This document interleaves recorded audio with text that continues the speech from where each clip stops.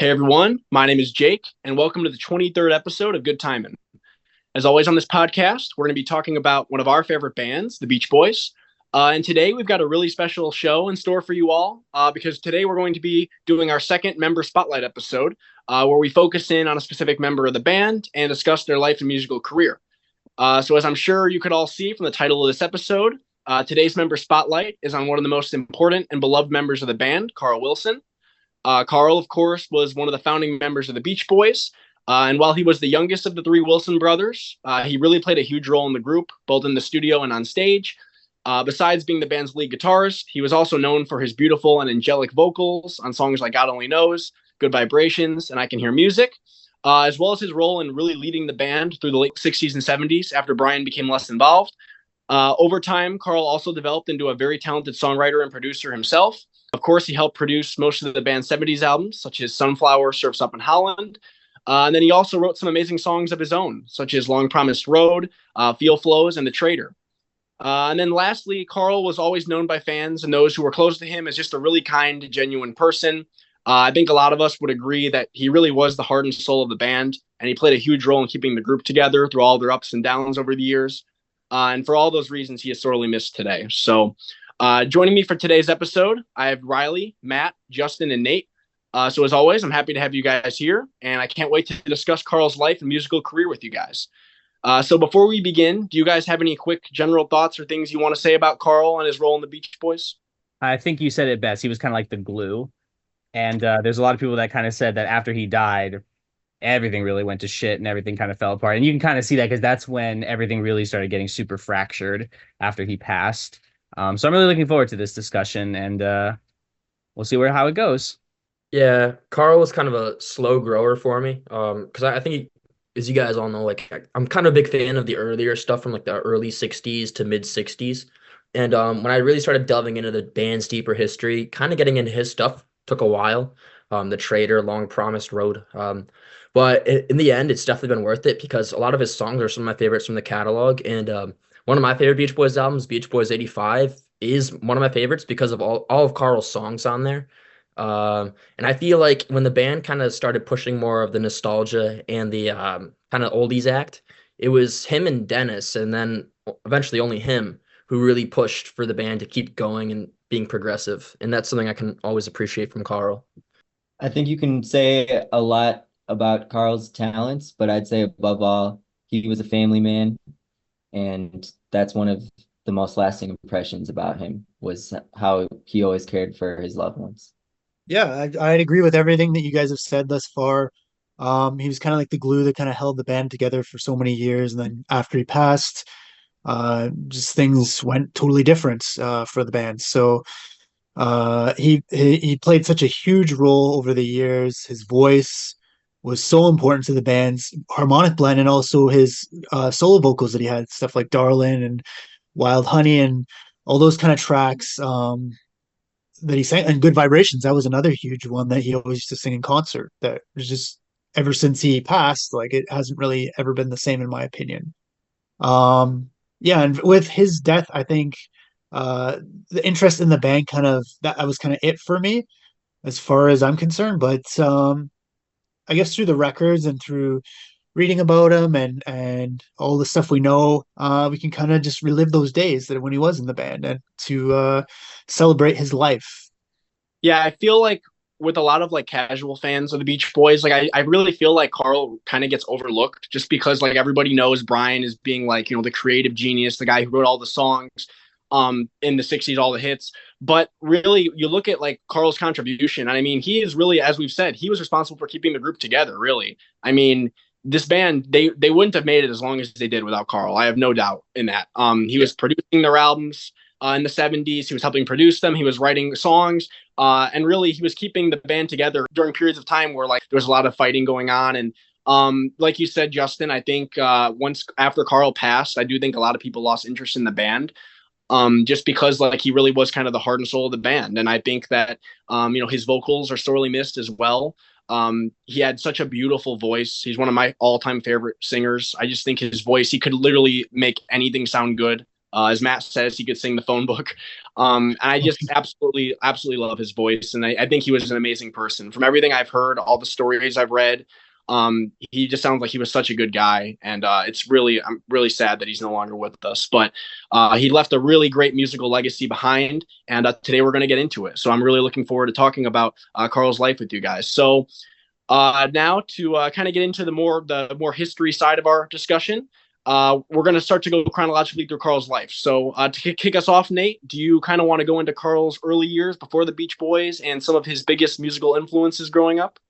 Yeah. So I guess it has to be said that Carl was really close with his brothers growing up. And from as early as they could all remember, they were singing together. And as Carl remembered it, it was at Brian's insistence that the other two brothers had to sing along.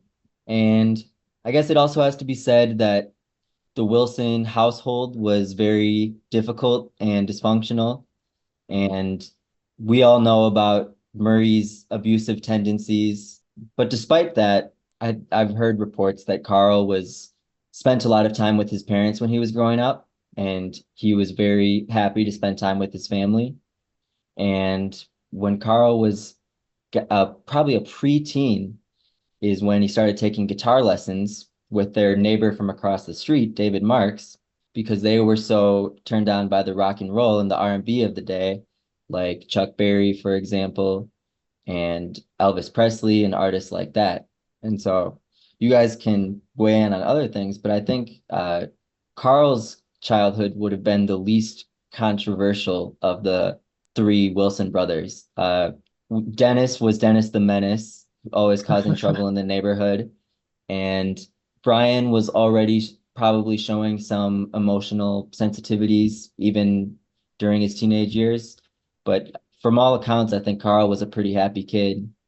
And yeah, and he picked up the guitar at an early age so that by the time the band started playing, when he was still high school age, he was already a really competent guitarist. Yeah, I agree. I think Carl tended to get along the best with Murray. Not to say that he never saw Murray's wrath, but he tended to be pretty even-headed. I think Audrey said he was born 40 or something like that. Like he was always like pretty mature for his age, pretty level-headed, pretty cool cat.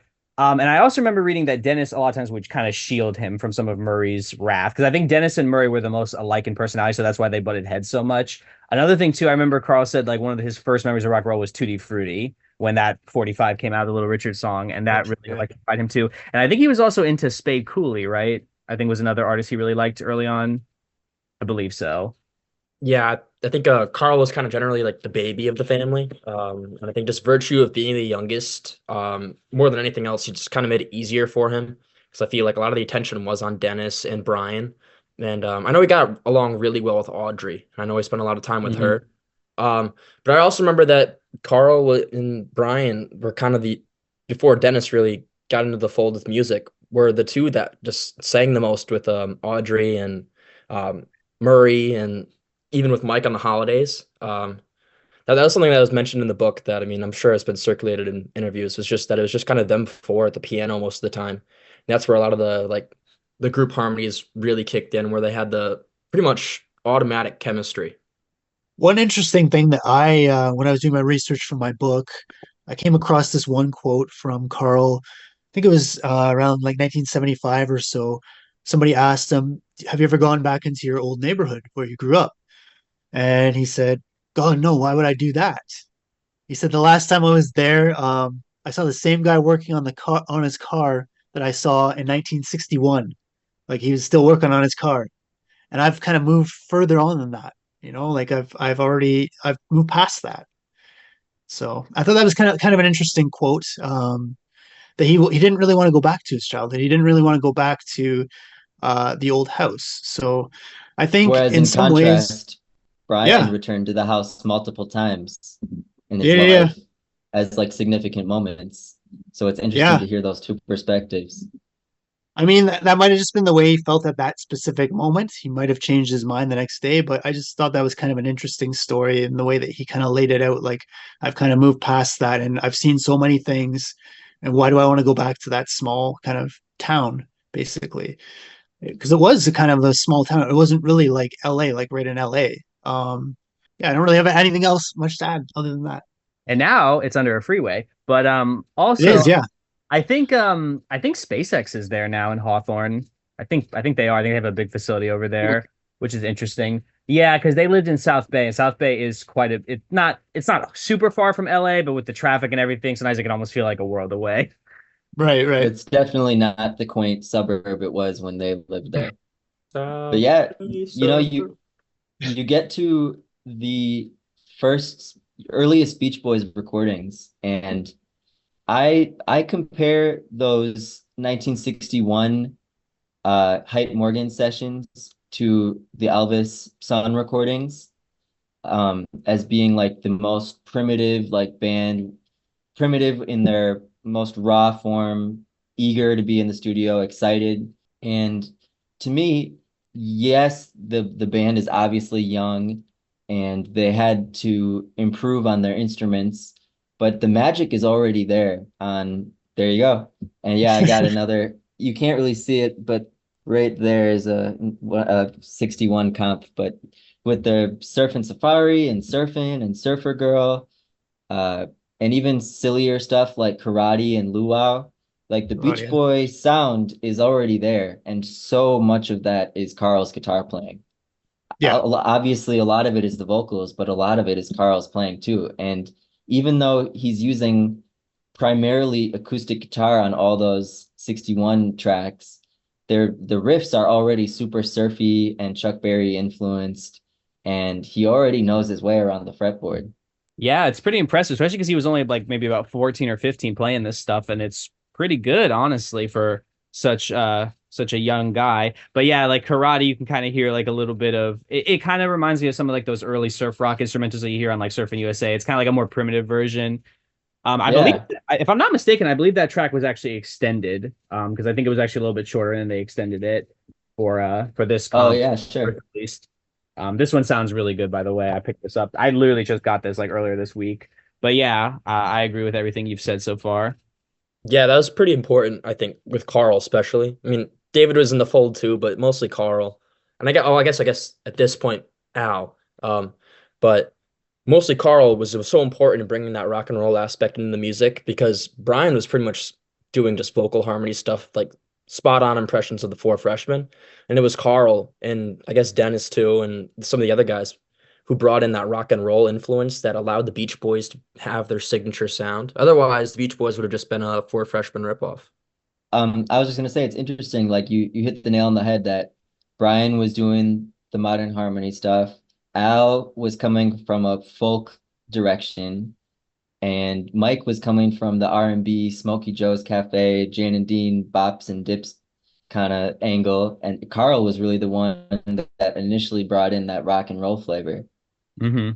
Yeah, I was gonna say that too. And then Dennis kind of brought So that Dion and the Belmont stuff because he was a big fan of Dion and the You up, Belmonts. yeah. And Yeah. surfing, And what? mostly surfing. yeah, Oh, that too. Yeah, thankfully, theme as yeah. well. Yeah, because like So I think you that's mix all those ingredients together, and it's something good. yeah, like I think I read a quote one time that said like even in some of their earliest recordings, you can kind of hear how experimental of a group they were because you had like it was like Four Freshmen meets Chuck Berry meets Dick Dale meets Doo Wop meets Dion and the Belmonts with a surfing theme. You know, it's just like it's like all this stuff is being melded into this signature sound that ended up, you know, shaping popular culture, popular music, and becoming one of the most influential bands ever. You know, I think there was a study that the Beach Boys were ranked as the sixth most influential artist of all time, just behind the Velvet Underground. And Carl being 14 doing harmonies like on Lavender or Barbie, like he already could harmonize with his brothers and extremely well. Oh no, I was gonna say no. It is interesting how you mentioned, yeah, that y'all each brought in like a different influencer sound because, like you said, Brian was more into the Four Freshmen in those vocal groups. Where Carl, I know like his idol growing up was Chuck Berry, and I know that you look at a lot of the Beach Boys songs that would be recorded in the early '60s, and a lot of those are very inspired by Chuck Berry. You know, so I think them going in that direction, a lot of it does have to do with Carl kind of bringing that rock and roll flavor to the group in their sound. And as you guys said, he was really young too at this point, and he's still already a very solid, very competent, solid guitarist. And a lot of those early recordings, you can really hear his voice already, like how great he sounded, and you can definitely tell there was a lot of talent there among him and his brothers. So it's really interesting, kind of like looking at those early years and hearing some of that early stuff. Yeah, so then Al leaves for a bit and David joins, and with David comes the electric guitars and the Fender amps, and that changes the game right away. And I today, in getting ready for this episode, actually specifically listened to Surf and Safari album and his solo stuff and some other stuff, but I specifically wanted to go all the way back to Surf and Safari because his guitar playing was, as we said, competent on like the 61 stuff, but as soon as they get the Fenders and they're recording the Surf and Safari and Surfing USA, he's like a a surf legend, like to me. Like he's playing all those licks just as well as Dick Dale or the Ventures or any of those other groups. Yeah. And the guitar sounds are just like great and so unique on Surf and Safari and 409, and just really some of my favorite solos I've ever heard. I love the 409 solo. And he and David had a great back and forth kind of blend going on with their guitar playing, which instantly kind of sets the band's arrangements apart, even from their first official album. Yeah, that's a insanely good point that you mentioned, because before David entered the fold with the electric guitars, it was Carl was using an acoustic, and just from playing guitar myself, there is a massive difference in how you play going from acoustic to electric. You play the Totally. same stuff, you play the same notes, but you're not playing the notes the same way. And I can only assume him going from like a pretty high action acoustic guitar to a low action, real easy to play Fender is the difference from like down here to up here with how you play. Mm-hmm. And that's such an important step into their sound. Yeah, I was also gonna say like those early albums are almost kind of like proto-punk garage rocky in a way, just because like of the production and just how it's a little rough around the edges, but there's so much energy there. I really enjoyed that actually, and I can definitely see where like the Ramones took a lot of influence. I know they're very heavily Beach Boys influence. That's what they were listening to, you could tell. I mean, even like some of their like Rockaway Beach for me is basically a Beach Boys song played at twice speed. Basically what it is. Love Mike, that. Mike plays that one. I love Rockaway Beach. I love that song. Yeah, so you get to Surf and Safari then. I mean, sorry, I misspoke. Surfing USA, and now Carl's featuring on multiple surf instrumentals, sort of as the spotlight member of the group, so to speak. Because in absence of the vocals, the lead guitar is the focal point of the song. So as a little kid, Carl's like the star of the show, playing those great Let's Go Trippin' and Surf Jam. And Surf Jam is Carl's first composition, or at Stoked. least the first one he's credited for. And Stoked, yeah, like Yeah. such great guitar tone on those early albums. Was that before he got the Jaguar, or because I know the first couple records were Strat. Strat. It's a Yeah, yeah, it was a Strat. Yeah. Yeah, it's I freaking love the instrumentals, and Carl is the lead guitar on those, and they sound so awesome. I don't think their cover of Miserlou was up to speed, but I think their version of Let's Go Trippin' was awesome. To be fair, Miserlou is a really hard song to cover, and for what a 15-year-old was doing on that song, it's pretty impressive. Yeah. But the other ones are fantastic, and they're some of my favorite instrumentals in the surf genre, like ever. Stoked is probably my favorite, but Let's Go Trippin's a solid cover. Moondog is an instrumental, right? Moon That was Yeah. yeah, Yeah, basically. because I confuse some of them sometimes, especially in the first album. But Moondog's pretty good. Trying to think of some of the other ones. I think Surf Honky Jam Tonk's is pretty cool. Surf Jam is pretty awesome because it's so pounding. It's got that build up where it's like, it's like your heart's racing listening to it. It's pretty awesome. I think Yeah, and I remember reading. I think David was saying like they were like sweating playing that in the studio. It was like a really intense session. but those instrumentals are awesome, and they're up to par with a lot of the other ones around the time. I mean, they're maybe not as iconic as like Pipeline and Wipeout and Miserlou, but I think they're just as fun, and I'm a big sucker for them, so it's pretty easy to impress me with them. David has a cool one that he did on his solo adventure called Sheriff of Nottingham. That's fucking Yeah, I nuts. love that. Is that with the Marksman? Yeah, which shows David's potential as a guitar player, but if we're looking at all the other ones like Stoked and Let's Go Trippin', like those are fucking awesome. At least in my opinion. I know Jake hates them. Hey man, I don't hate I them. think they're great. They're just not my favorite thing. They're not my favorite thing. It's code for you have how many times have you listened to them? Enough. I've listened. So like once? Honestly, this more than once. Yes. No, and his playing on those, when you consider he's 15, like you said, like Mr. Lewis, is it as good as the Dick Dale version? No. But it still sounds like, considering he is 15 years old, you would not guess that listening to him play it. Like, it sounds really, really solid. And really, I Especially think, in the pre-internet days, it's like practically prodigy level for a kid, you know, to be playing like that. Yeah. Yeah. Like he didn't have YouTube or anything or tabs even back right, then. I all think the listen what he to learned it was probably mostly by ear. Yeah. by ear. Yeah. Yeah, I think what David said, they would just take the Chuck Berry record, put it on the turntable, and just go to town with the record. That's what they used to do. Because I don't think they read music; they just would play by ear, which is pretty impressive. I'm always really impressed when you have musicians that can just like pick things up like by ear. I think Paul McCartney is like that. Prince was like that. It's just really impressive. I do like the Surf Instruments too. I used to listen to the Surf and Safari. I have the Surf in USA analog production CD, and I used to play that all the time in my car. So I really do enjoy them. I do. Um, yeah, I mean, so Carl's role in the band for the first few years was really being that main instrumentalist, lead guitarist, and a harmony singer. And so as the years continue, he sort of has a co-lead with David on Summertime Blues, but he hadn't really had his own lead vocal for the first few years. But I'd say one of the most significant things that I don't think Carl gets enough credit for is in the following years, at the same time as George Harrison, he's one of the people that introduces the 12 string to popular music, the electric 12 string specifically. And he plays that all over. I mean, it's of course iconic on California Girls, but even on stuff recorded well before then, he was using it really tastefully and using it in experimental ways. And that sound is one of the intrinsic ingredients for sure in the Beach Boys as they evolved into their mid 60s, Today, All Summer Long, Summer Days, that whole era. Yeah. I think it's also interesting that Carl, I know, was one of the very few in the group that would also play alongside the Wrecking Crew, which I think is really impressive. You know, he was up to snuff Yeah. with some of the best session guys in the world, which is really awesome. I also wanted to say, Justin, wasn't that 12 string eventually stolen? It was. Yeah. Yeah. Yeah, I think I remember reading that. That And it 12 was a prototype, right? Like he got I think one so. of the It was the earliest same one George models they Harrison got. made. Yeah, It was Yeah. I it was believe. the same Oh yeah, one. so Carl had the Fender 12 string and the Rickenbacker 12 string. Yeah. Yeah. And they It was sold a the limited edition. I think they sold a limited edition Rickenbacker that was like a replica of the one he had and was In signed. the late 90s. Yeah. Yeah. Yeah, I'd kill for that thing, even though those are a pain in the ass to keep up. Uh, They were Yeah. expensive I'll back take your in word the late for it. 90s. I'll take your word for it because I can't Yeah. play an instrument worth a darn, so I'll just take your word for it. They yeah. say Rickenbackers look good to play on TV, meaning they're a bitch to actually play in the studio, Okay. but they look good on TV. Yeah. Yeah. The Yeah. necks are so small.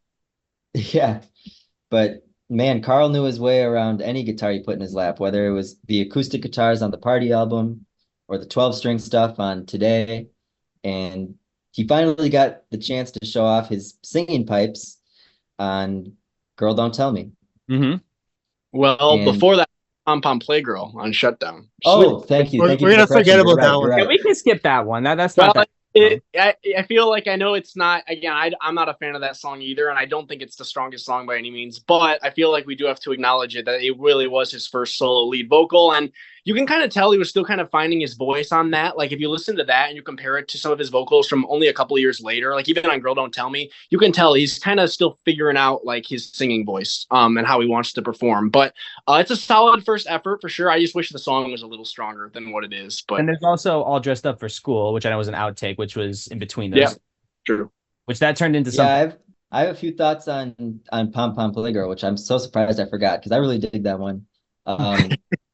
I, on one hand, with sort of along the lines of All Dressed Up for School, it sounds like a early surfy version of Marcella. Like you can draw a lot of parallels between those songs. I do like I'm not sure if it's a floor tom or a timpani, but that big pounding drum on the intro is really cool.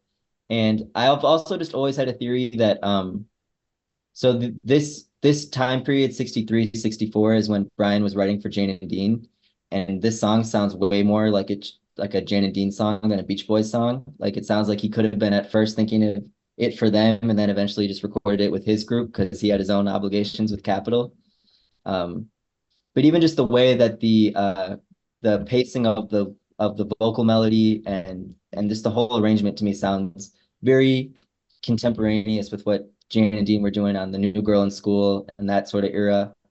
So that's sort of something I've always thought with that song. But I think Carl did a pretty good job, but like you guys said, he was definitely finding his voice. Not to mention literally going through puberty. Like Yeah. very few teenagers his age found their voice yet because it's literally changing. So all things considered, definitely did a good job. I was gonna say, I wonder if he ever was listening back to that like years later, and like he hears the little part at the end, like with the wave those pom poms all around. Like I have to think he'd be like, "Oh my god!" Like, wow. He'd be cringing. Yeah. Yeah. Yeah, I can totally picture that. I think didn't he say like he was listening to some of the earlier stuff and he said it sounded like shit because like of how bad the playing was. I think he said that one time. Musicians are their own worst critics, though. Oh, of course. He'd be That's pretty very humble true. to say that. Yeah, because John Lennon said "And Your Bird Can Sing" was a nothing of a song, which I think I would agree that's the craziest thing ever. This is one of his best. Yeah. And throughout the whole time in the 60s, the word hadn't been invented yet, but I'd say had the Beach Boys been making music today, in the studio, Carl would have been called a co-producer. Like I think from all reports, he was always going back and forth into the booth with Brian and listening to the playbacks and helping Brian make his ideas more solid and translate it for the other musicians. And so he definitely played like a really pivotal role in the studio, kind of in an uncredited way. Like I don't think people ever associate albums like Pet Sounds or even the Smile Sessions with Carl's thumbprint per se, other than his vocals. But I think he was, even if you listen to the Smile session tapes, you hear Carl as sort of like the go-between between Brian and the musicians, be it the Beach Boys or the studio musicians. Also, too, around this time, he was starting. I mean, he had already pretty much taken over. He pretty much was the musical director for the live act. I think I remember reading in Becoming the Beach Boys that started as early as '63.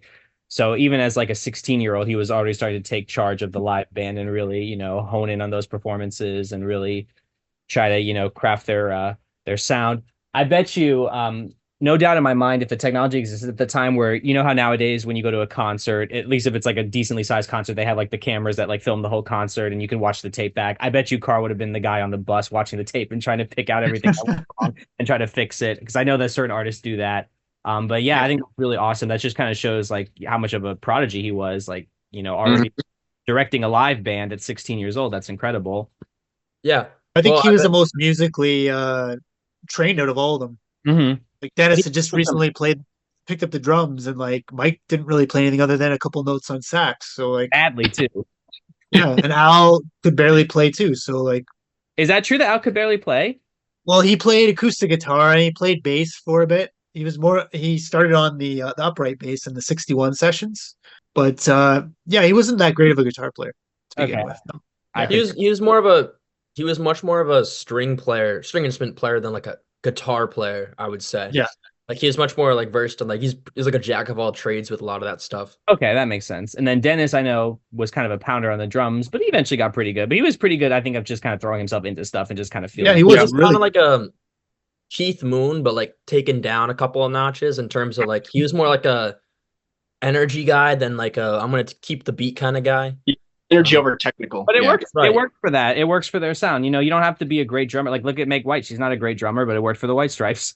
Yeah. It's kind of like Steve Jones with the Sex Pistols, where like the guitar is more like driven rather than like technically good.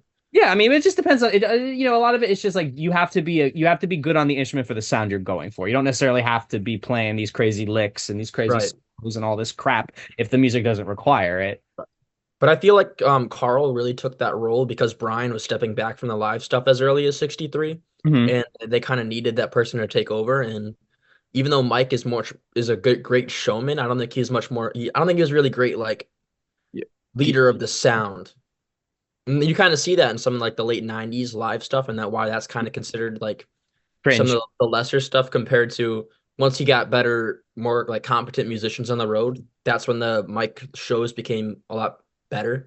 But with Brian stepping back, I think Mike always thought from concepts, lyrics, PR, and Carl thought chords, rhythms, notes. Carl was way more in tune with that side, and I think that's what made the Beach Boys Yeah. such a successful live act, is you really had Mike and Carl as like a team. Yeah. Even though they didn't always totally see eye to eye, you had Mike, who was much more concerned with the venues and the proximity and things like that, whereas Carl was getting all the musicians on stage ready and conducting them on stage. Right. And Carl, the thing with Carl too, like Carl was never too flashy on stage, you know. Whereas like you guys said, Mike was more the front man, like you get the crowd fired up, and then you'd have Dennis back there going wild on the drums. Carl was more, he was the leader of the band musically, on stage, but he kind of just, he did his part and he didn't like make a huge deal out of it or anything.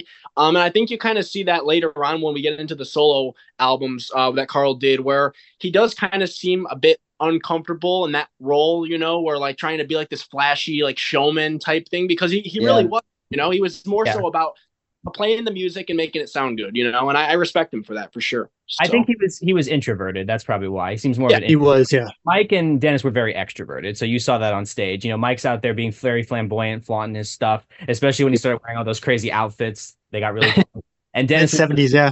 Like the wild man, the sex symbol, the girls scream for him. And then Carl's just there like a steady rock. He's playing everything great. He's doing his part, but he's not being flashy about it. He's being low key about it. He's like John Entwistle, the Who. Mm-hmm. Yeah, exactly. Just like John Entwistle. When you have like the Pete Townsend, and you have the Roger Daltrey, and you have the Keith Moon, and then you just have this guy in the back who's just sitting there playing the guitar. Or like Harrison, like George Harrison, the Beatles. He was pretty. Yeah. He was the quiet one. Yep, exactly. 66 was a big year because he not only sang lead on two of the band's, probably their two most iconic songs, arguably, Good Vibrations and God Only Knows. Absolutely. But he also got married to someone whose brother we're all very familiar with, Billy Hinsky's. Billy Hinsky's sister, Annie, and Carl got married in 1966. Mm-hmm. And she was pretty young when she got married, but I know, different time. I'm not trying to criticize Carl. I'm just saying I know she was young, but different time. I know. I can just picture Billy Hinsky doing Wipeout. I know, because Billy Hinsky, I know, was originally part of Dino, Desi, and Billy. Dino being Dino Martin, the son of Dean Martin. Desi being Desi Arnaz Jr., the son of Lucille Ball and Desi Arnaz. And I think Billy Hinsky was a neighbor, and I know they opened for the Beach Boys. And I remember Billy said the first time he met Carl was sitting on a bed just looking at a bunch of different guitars, and him and Carl had a really great conversation, and they've just pretty much became like, really good friends from there on. And I also know that, if I'm not mistaken, I believe Billy's father was almost like a father figure to Carl and Dennis. They were both really close to him, because I think Farewell My Friend was dedicated to Billy Hinsky's dad. Pops, yeah. I think something worth mentioning before we get comments about it, because I'm sure there's going to be those guys. Go back to 61. Carl threw up when Surfing was on the radio. I just know somebody's in the comments is going to say that, like, oh, you forgot to mention that. Like, no, we've said it now. We can go into further stuff. That was my whole spiel. Hey, real quick, I did want to go back as well, not that far back, but I did want to mention a couple of other tracks that I wrote down that I feel like are notable involving Carl. Yeah. So first off, on Today, Dance Dance Dance, Carl had a co-writing credit on that because he came up with the guitar riff, which is a great riff, by the way. So absolutely deserve credit for that. It's a great riff, really carries the song. Also, as you guys mentioned, Carl was playing a lot of these tracks with the Wrecking Crew, whereas the rest of the band wasn't. And we really get into that coming on to Pet Sounds here. But another track, which I think we mentioned, California Girls, Carl plays that iconic intro to the song, which is, one of the most memorable intros in pop music, in my opinion. And he plays it really, really well. One of the best things ever, period. Ever. Yeah. Like, it sounds so good. It'll always be timeless. It'll always make people happy right away. Yep. Such a good few seconds of music. That's why Brian said it was the best song he ever wrote. And then also, I know we kind of alluded to it before we switched to Pom Pom Playgirl, but Girl Don't Tell Me, Carl also sings lead on. And this, in my opinion, is Carl's first great lead vocal. He really carries the song. He makes it his own. I love the energy in his vocal. He's kind of got like that R&B style going, like with the, cause I'm the guy, ha, ha. Like, I love the way that he sings it. And he really makes the song memorable. It's a great written song, but his vocal really takes it to another level for me. And it's one of my favorite songs on that album, on Summer Days and Summer Nights. So just wanted to shout that one out as well. I would say for me, what makes that song, it's a combination of his vocal, and I really love how Dennis drums on. I know he was kind of imitating Ringo on Ticket to Ride, but I think it's done very well. I know it's the song itself is very similar to Ticket to Ride, but it's a really good song in and of itself. And I'm actually very glad that Mike chose to put that on the Endless Summer compilation and Yeah. kind of bring it to a wider audience. And I know Al had one time said he regretted that they never played that one live. I think he said that in that Goldmine interview in 2000 that I know I sent the really long one. He even said like I wish we had played Girl Don't Tell Me live because it is a great tune and they never played it live. Carl would have ripped that one. To Absolutely. like late 70s. Mhm. Oh, yeah. Mhm. And then some of the stuff that they were putting in the set list just makes absolutely no sense. It's like, why couldn't this one was on Endless Summer too, which sold like a bajillion copies. Like people would have known it. Why didn't they just slip it in one day? And some Right. of the stuff they did chose made no sense. Like Here Comes the Night disco version. Did they really have to? I know they didn't play it much, but did they really have to be played at all? I'm sure Jake would say no. Well, it was a single at that time, so they wanted to promote this. I feel like it would have worked. That song would have worked much better live than in studio. Which one? A 9-minute version of Here Comes the Night. Oh, Like a legit but- live version, not like a taped one, like a live version. like live, like it becomes like a And jam. not like sequencers running in the background. Right. Yeah. Hmm. All right, do we want to move on to 66 now with Pet Sounds? Yeah, for sure. So obviously Carl's biggest contribution on Pet Sounds is his vocal on God Only Knows, which is one of the greatest songs I've written, but also in my opinion one of the greatest vocals. I'm really happy that Brian chose Carl to sing lead on this because his voice is just so perfect on it, fits it so well. The lyrics are heartfelt as they are, but Carl's vocal really takes it to another level for me and really makes the song meaningful. And any year you listen to Carl sing this song, whether it's in the 60s, the 70s, the 80s, the 90s, he always just sang it so beautifully. Even when he was drunk in the 80s on that, or in the late 70s on that Australia tour, he still sounded good on it. Yeah. Yeah. And it's just a beautiful song and probably one of my favorite Carl vocals, definitely in like my top 3 for sure. So just a beautiful song, and Carl did a great job on it. Two of the later versions I want to highlight. There's one, I think it's in like the early 90s. It's on YouTube. I'm sure you guys have seen it where he's like performing it like at like a impromptu wedding where it's like the kitchen. Oh yeah. It's a great version. This shows you like he could just throw it down like in front of a kitchen, like people are literally working in the background. And then also kind of hard to listen to because of the circumstances, but when he was singing it towards the end of his life, like he still sang it beautifully, even as he was like dying of cancer, which is incredible, which kind of really shows like there's something that always kind of like chokes me up is when you think of artists that are like in like the end of their life, but there's the show must go on. Like you have Carl doing that, Freddie Mercury when he recorded that last song for Queen, David Bowie doing Black Star. It's just stuff like that. It just kind of shows you like just like, it's just amazing to me. And then you have artists sometimes will cancel a show over stupid bullshit like Drake. And it's just like, that's a joke. But yes, I agree, Jake. It is a great vocal. And he was only 19 when he did it. And it's probably one of the greatest vocals in the history of pop music at 19. So it's incredible. Another thing too, with Carl with Pet Sounds is that I know like there's like this image or this thing that people say where like, oh, the band was like kind of like questioning the band's direction or what Brian was doing at that time with this music. Was it commercial enough? But from what I've read, Carl always like viewed the music like in a very positive way. From what I've read, like he always like really supported what Brian was doing.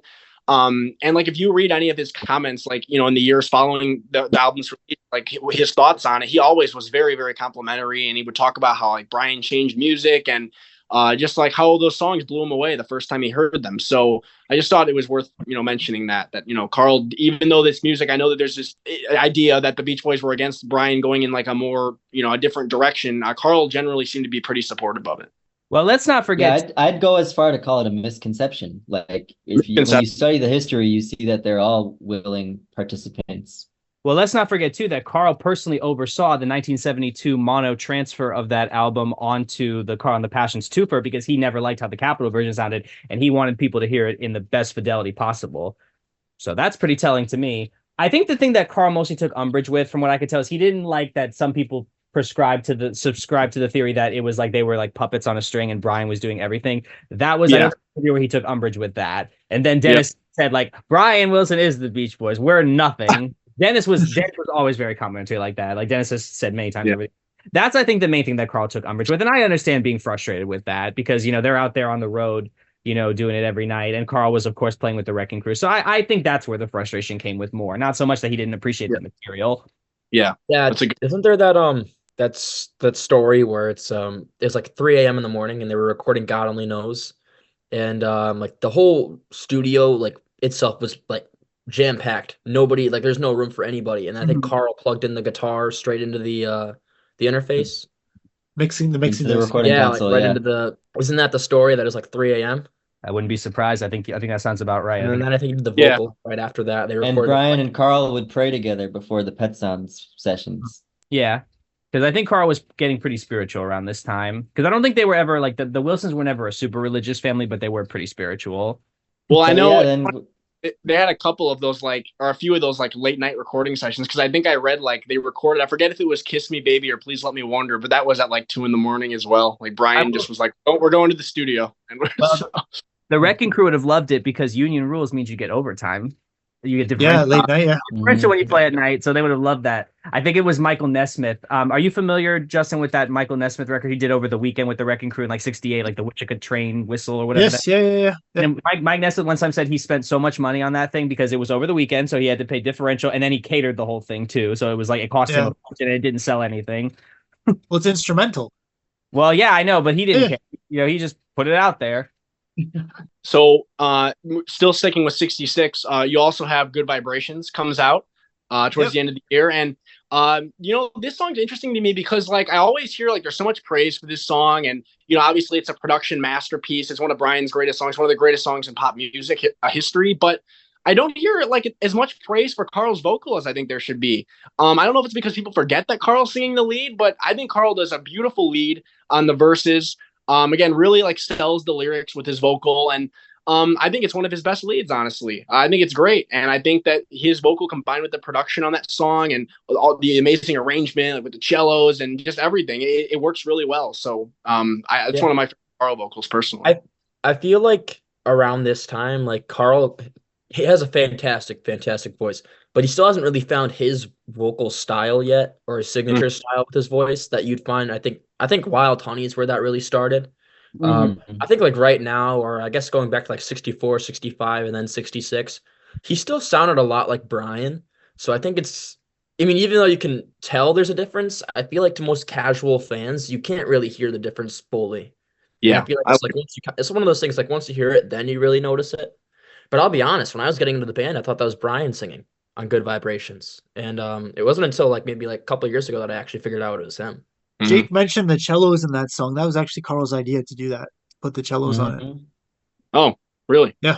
I think also too it's because there's so much going on in that song. I think that's maybe the vocal gets overlooked because it's has the different.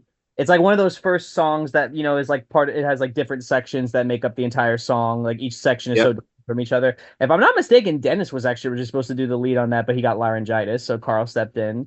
But Dennis does play the really cool organ part, which in the middle. Love, yep. So then after that, if we want to move on we can talk about the Smile tracks. So Cabin Essence, Carl sings lead on. Obviously, it wasn't released officially until 2020, but that's another really great vocal from Carl. Such a smooth and really calming vocal, and it works really well for those slower verse sections before it launches into that real high frantic chorus. So I think that's another song that really shows Carl's vocal talent. I didn't know that. You didn't know what? I didn't know that Carl sang on Cabin Essence. Yeah, sings the verses. Yep. I mean, it clicks with me now, but I didn't realize that. Wow. But Jake, that lead vocal was recorded in 68. Which one? Cabin Essence. Oh, so it was overdubbed when they were doing 2020. It was overdubbed when they did 2020. Yeah. Okay. So was it originally supposed to be Brian? I'm not sure. Okay, gotcha. No, do you know, Nate? No, I've never heard that it wasn't supposed to be Carl, but I did know what you just said and that's why on a lot of the bootleg versions they omit the 68 vocal. Yeah, it's just the backing track. Yeah. Well, that's stupid. Well, I mean, so much of this stuff was just a work in progress. So I guess if you're trying to be authentic, hence why the project was canceled. Oh, can we move on? We're moving on to 67 soon. We got to talk about the best song on Smiley Smile, Little Pad. Yes. Carl kills that one. Yes, he does. Simplistic, but so beautiful. I love that song. That song alone is worth the price of admission to Smiley Smile. That's how much I love it. It's such a fun little trifle. And he's one of the leads on Wonderful and Wind Chimes, which are both group vocals, but Carl does really great on his parts. Honestly, Carl's more or less when I think Smiley Smile, I think the sound of Carl's voice. I think it's easy to say that Wild Honey is where he really emerges as the leader. But even as far back as Smiley Smile, he's singing on lead on at least half the tracks, if not more. Early at this point, is starting to fill in for Brian too. Like on some spots where you'd expect Brian to be, is now Carl. Mm-hmm. This is also where he started to take over production too, as well, a little bit from Brian. Mm-hmm. It just With wasn't these like, Smiley Smile was credited to the Beach Boys, right, for production. It yeah, wasn't. yeah. But this is where like Carl, you really see Carl like kind of coming forward and kind of helping a lot more. Even though he did help in the earlier tracks as well too. This is like where you see it a lot more. Right. Well, and I think some of that has to do with the fact that like the whole Smile project collapsed, and basically Smiley Smile you can almost view as like picking up the pieces. Like, okay, here's the songs, but we can't do them in the way Brian wanted to do them now, so we got to strip these back. So I think, obviously, I don't know if Brian was in the mental state at that point to be doing that. So I think Carl almost kind of had to take more of a leadership role there and kind of like work out these songs like the way they wanted to release them. So Yeah, well, it was Carl who said that this was a bunt more than a grand slam. he did. Yep. Yeah. Right. Famous Right. quotes about Smile Smile. And I know Carl never was always very cautious about even attempting to reconstruct Smile. Later on, like in the 90s, because he was afraid it would cause another mental breakdown for Brian. I think this was before like DAWs really started getting popular, right, Justin? Like the mid 90s. The what, sorry? So when I know it was proposed in the mid 90s to reconstruct Smile, and Carl was very much against it because he was afraid it was going to cause a mental breakdown for Brian. This was before digital audio workstations became really popular, right?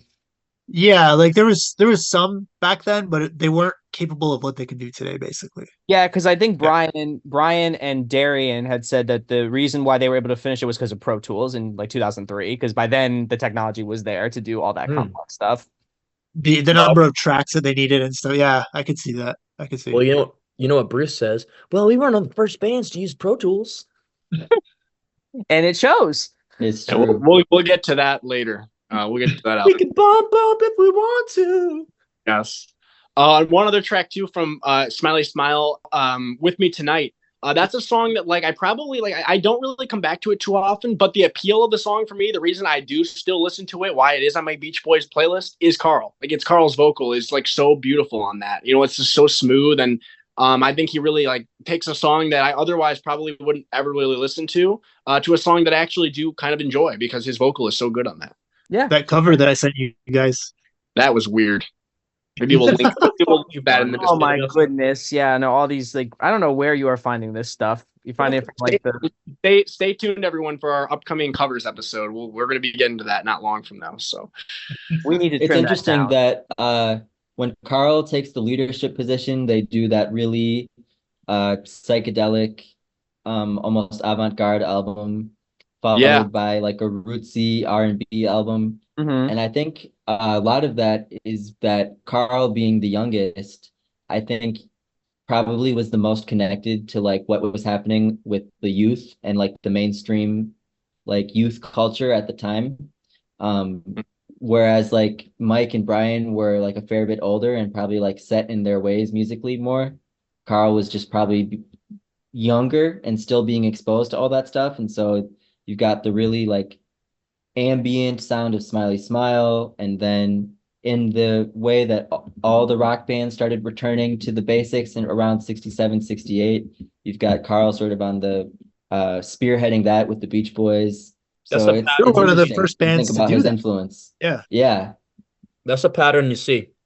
It happens happened right now, and it happened all the way up, for me at least, from what I see, up until the Beach Boys 85, is Carl trying to keep a new sound, keep with the new sound, stay progressive, and not just stick to their old ways. Yeah. Yeah. This is also a really good pivot. While we're on the topic of 67, this was around the time that Carl became a conscientious objector. I'm sorry, I can't say that word. Because he did not believe in going overseas to Vietnam and killing innocent people. And he was arrested. And I believe that was the reason that they ultimately decided not to play Monterey Pop, was because they thought the authorities were going to be there. That was one of the reasons, at least. And we all know that did a huge number on their reputation for years with the emerging rock press, because this was around the time that Rolling Stone started. And a lot of people started seeing them as passé. But I got to give props to Carl for sticking to his guns and, doing something like that. And there was an interview that he did a couple of years later where he said, I was lucky because I had the resources to pay a fine or whatever. And a lot of people don't have that. There were a lot of people I know that ended up going AWOL, and they kind of just like to like not have to be drafted. So I just want to bring that up too. Imagine Carl Wilson getting arrested on stage at Monterey Pop. That would have been huge success for the Beach Boys. That would be freaking huge, like punk rock, straight up punk rock. For Carl to get arrested on stage. Yeah, it is pretty punk rock. Yeah, but it would have been a crisis for the band at that time, just because Brian probably would have freaked out if he had heard that happened, and Beach Boys, the bad boys of rock and roll. The bad boy, the Beach Boys, bad boy. So I guess if we want to transition to Wild Honey, this album, I think there's a lot of really great Carl vocals all over this album. Songs like Wild Honey, Carl really finds kind of that soulful R&B, like gritty voice that you hear on later releases as well. And I love the way he sings that song, like at the end where he's like, "Sock it to me, Wild Honey." I love the way he sings it. I Was Made to Love Her is a great cover, and Carl really carries that one as well. His vocal is so soulful on that, and definitely does the Stevie Wonder original justice. Darlin' is one of the clear standouts on that album as well. One of my personal favorite Carl vocals. I think he sounds great on this album, but I think live he kills it even more. I absolutely love hearing Carl do this song live, especially in like the 70s and the 80s. He just sounded spectacular on it. And yeah, also the song How She Boogalooed It too. Boogalooed It was a Carl co-write, and one of the first, I think it was the first song that Brian did not have a writing credit on. That was an original by the band. I think it was Carl, Alan, Bruce maybe for the writing credit on that. But Carl sings lead on that, I'm pretty sure. I know there's been some debate that it's Al, but it's Carl from what I've read. So yeah. No, I would actually love to. I mean, you said it great. Wild Honey is really where you really start seeing, him shine. Great soulful vocals from him. I would love to hear Stevie Wonder's thoughts on that cover of I Was Made to Love Her, because I know he's a big fan of the group. So I'm sure he was like, it knocked his socks off when he first heard it. Yeah, you wrote him a song. No, I know. Stevie Wonder loves them. I'm just saying, I'm sure he loved it. I'm sure he loved it, yeah. I love on how she boogalooed it, the outside dancing. Yeah, like the little voice crack, but it works, Yeah, well, that's the funny thing. So, like, on a lot of these songs, like, especially on, like, Darlin' and stuff, like, you can hear Carl kind of straining to hit the notes, but that's what gives it, like, the soulful vibe, I feel like. The fact that, like, you could tell he's kind of he's singing almost like, higher than he physically can, but I think it actually suits the songs really well. Like, it really makes it sound like it's almost like a live performance. So I really like that. And he has some he sings parts of Let the Wind Blow too, which is one of my favorites on that album. Yep. What part does he do on that? Does he do like the Let the Bees Make My Honey part? Yeah, he's on that, I want to say. Yep. That is my favorite part of the song, so that's awesome. But I think this is a little bit of a tangent, but I know you were saying like the strained vocals. I think that's why Pitchfork originally gave it that bomb of a review, because they didn't like that. They said it was too like or something. They liked it later on though. Later on when the 67 Sunshine Tomorrow thing came out, they gave it a much better review, but they originally gave it a 3.5 out of 10. Wow. Losers. One of my favorite parts, the song, I know this is one of the lesser songs in the album, but on the song A Thing or Two, I really like Carl's part, like "'cause they're lucky I'm working from 9 to 5. I love the way that he sings that. I think that's like one of the best parts of that song. So. Does he do the Do It Right Baby part 2? He does. Yeah. Which that song, it's all right. It's all right. I don't hate it. Oh, and Country Air, he's the lead vocalist on too. That you're right. Country Air is good. Yeah. I would say A Thing or Two is probably the weakest on side 1, but that's not saying much because this is a really good album. Yeah, it's like I think Mike loves it as the cousin to Getting Hungry. So. Well, Getting Hungry. A Thing or Two is the cousin. Yeah, I could hear that. I can see that. That's cool. I can see that because it's one of those songs. There's a few songs like this in the Beach Boys catalog where I think they kind of reuse the melody, because if you listen to that chorus, like the "Do It Right Baby," and then it goes dun dun dun dun dun dun dun dun dun, that's "Do It Again." That's the chorus to "Do It Again." That melody, that little part right there. I saw other people point it out as well. Look at how many times the Marcella thing was reused. That's true. That showed up in a bunch of songs. I just got my pay. And then there was the other one was that I could think of that off the top of my head is Cherry Cherry Coupe and Land Ahoy. Oh right? Yeah, and County Fair in there too. County Fair is the same melody too. Yeah, that was a rewrite. And then wasn't I Do used from some? I Do was County Fair. Yeah, which I know. Yeah, that's how it went. Fair. Yeah. Yeah, I Do is the superior track there by a mile. So. I'm not disagreeing, but I actually think County Fair is quite charming. Yeah. It's growing a lot on me. It's charming for the first 30 seconds. Then you have Pamela Jean, which is from that was Darlin', right? Wop. Yeah. I I do do. wop, wop. Whoa, run, I run, do run, run, whoa. Oh, Got You Baby came Darlin. Right. Yep. Same melody. And Brian, Breathe. I think he reused it much better into a much better song. So So do we want to move on to Friends? yeah, we can move on to Friends. Lots of Carl credits on this one as far as writing is concerned, just looking at it right now. Yep. I believe the title track, I think Be Here in the Morning has a Carl co-write. There's a few. And When a Man Needs a Woman has a Carl. That also has Park and Korthoff. I didn't know they were writing stuff too. Parks and Korthoff, which is that's probably my favorite part of what's that one song? Let's Be Here in the Morning. Yeah. It's yeah, Be Here in the Morning. Yeah, Be Here in the Morning. Yeah, but Carl's Milk. great on Friends. He's great on his part in Wake the World. Making my life. So it's so pretty. Yeah. And Be Here in the Morning. Great on that's him and Al. Yeah, I thought that was Brian for the longest time. I didn't know it was Al until fairly recently. But yeah, he doesn't have as many contributions on Friends as he does on Wild Honey as far as from a vocal perspective, but what is there is quite good. And I'm pretty sure production wise, he was pretty involved in that one as well. Maybe you can correct me on that, Justin, but I'm pretty sure he was like pretty involved in that. Yeah, it was Brian's baby, but Carl was there helping him basically, and Al too. Al was quite a bit in the sessions for that as well too. Mm-hmm.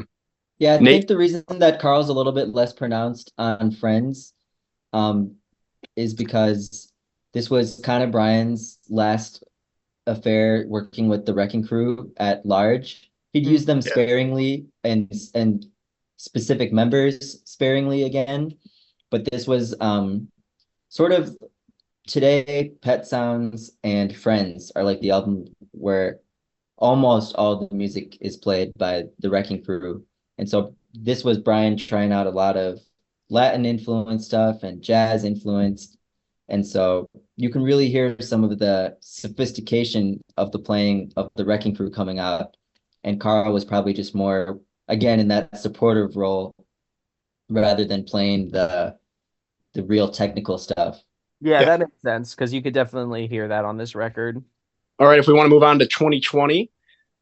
So Carl on the album has a very notable contribution with I Can Hear Music in terms of the production. Carl's pretty much responsible for the production on that song, and it sounds fantastic, and his lead vocal is one of my favorite vocals on any song ever. Carl, his vocal on that is just incredible. I think it's great that he sang it. I think it really showed like that. That really showed the listeners like he was really coming into his own as a vocalist. Like he really could lead this band as a vocalist. And it's one of my favorite Beach Boys tracks. Also, Time to Get Alone. I believe that Carl had some production involvement in that as well, and I absolutely love his lead vocal on that song too. I love the way he sings at the end, like the "Aren't you glad we finally got away?" Hey, like it's like such a smooth vocal, and he really lifts that song up. So it's one of my favorites on that album as well. He also has There's some great footage out there of the band working on Time to Get Alone. I've seen it. Really neat. Yeah. He also has a he also does a vocal on Bluebirds. That's whatever. I Went to Sleep. And the bridge of Do It Again too. Well, yeah, Do It Again, my favorite. Is that Brian or Carl? Because I always at first that's what I thought too, but then I've looked up the track credits, and the track credits say. To me, I guess it would sound like Brian and Carl together. It could just be Brian, I was gonna but to my say, ears, I just, definitely hear Carl. I hear just to harmonize. too. Yeah, I Went to Sleep too. He has a co-lead on that one, and also apparently he was credited with producing "Never Learn Not to Love," but we don't talk about that song, right? I just want to say this though. I Can Hear Music. The part I really like that he put in there was like kind of like in the bridge where like the instruments strip away. I hear the music, hold me tight, and it becomes like a cappella for a little bit. I love that part. That is just Yep. Absolutely sublime. And then of course, Captain discussed that one earlier. That was pretty bold in '68. Yeah, it was. 69, that definitely was, because it's like was this still back when the FCC didn't like the dead air? Because that almost sounds like it's dead air, I know, in the song. Yeah, and just to cover a girl group song in '68 is like a bold choice. Well, at the same time as all the Cream and heavy rock and stuff. So true. Yeah. I love the way it's a great homage to Spector. I know that Brian attended a lot of Phil's sessions.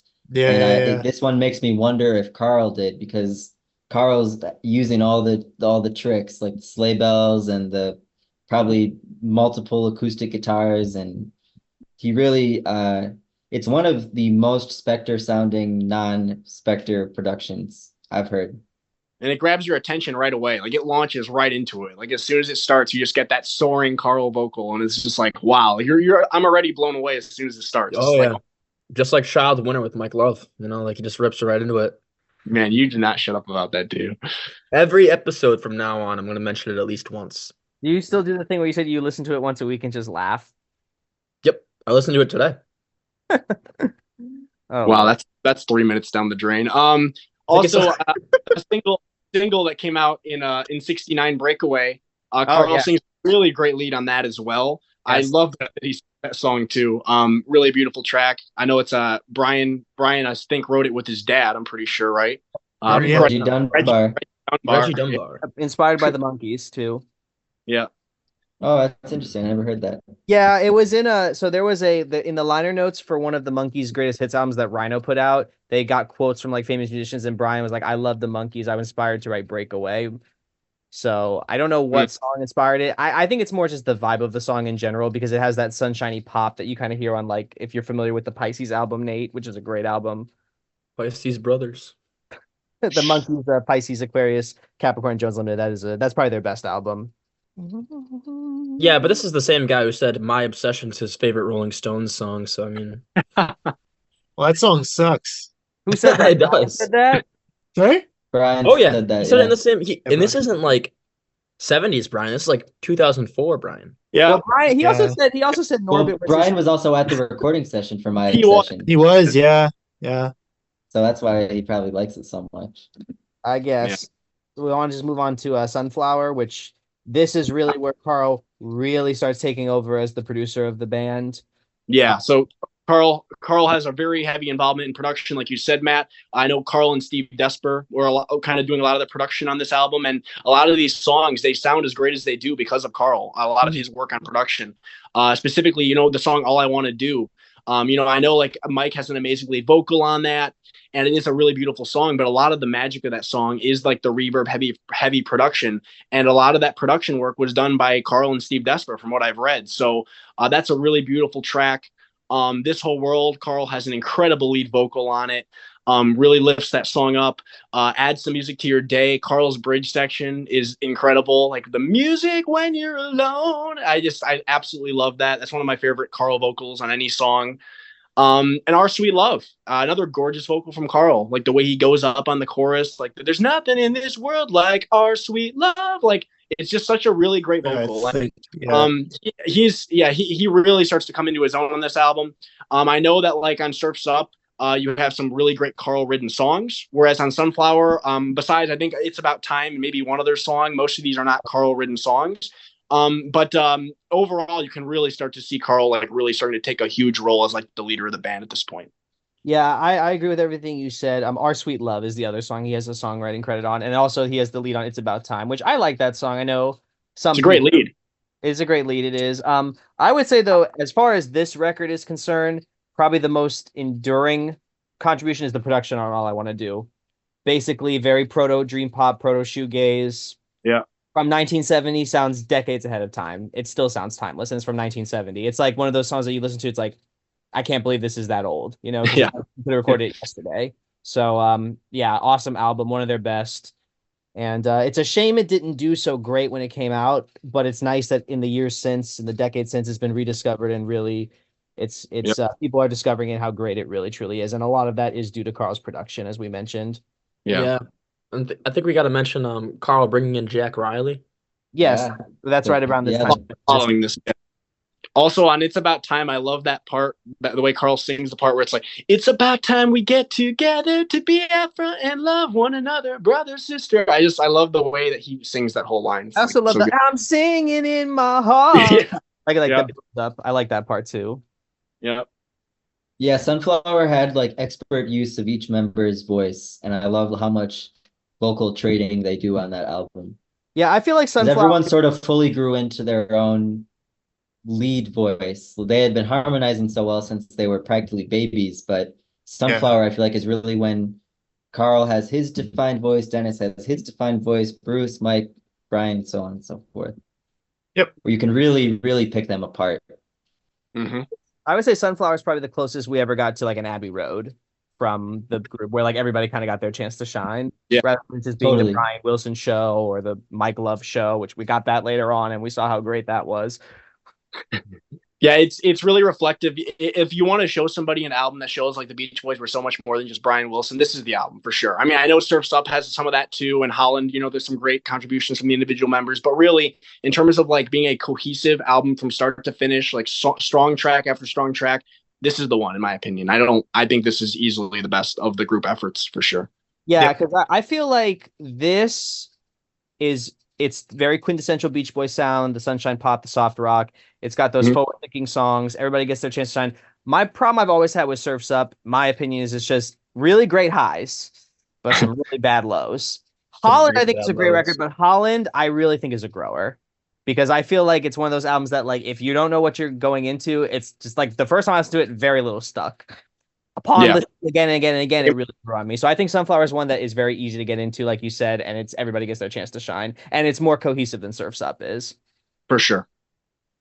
Real quick before we move on to Surf's Up and kind of like that Jack Riley era, one other track I wanted to shout out from kind of around this time, Soulful Old Man Sunshine. I really love Carl's vocal on this. I know that he had a problem with it because he said sunshine or something in one of the verses, but I think it's a really great vocal, and I love the way he sings it. So just re-recorded that vocal. Like I know, I know. I mean, with a voice like Carl, it couldn't have been that hard to re-record a vocal.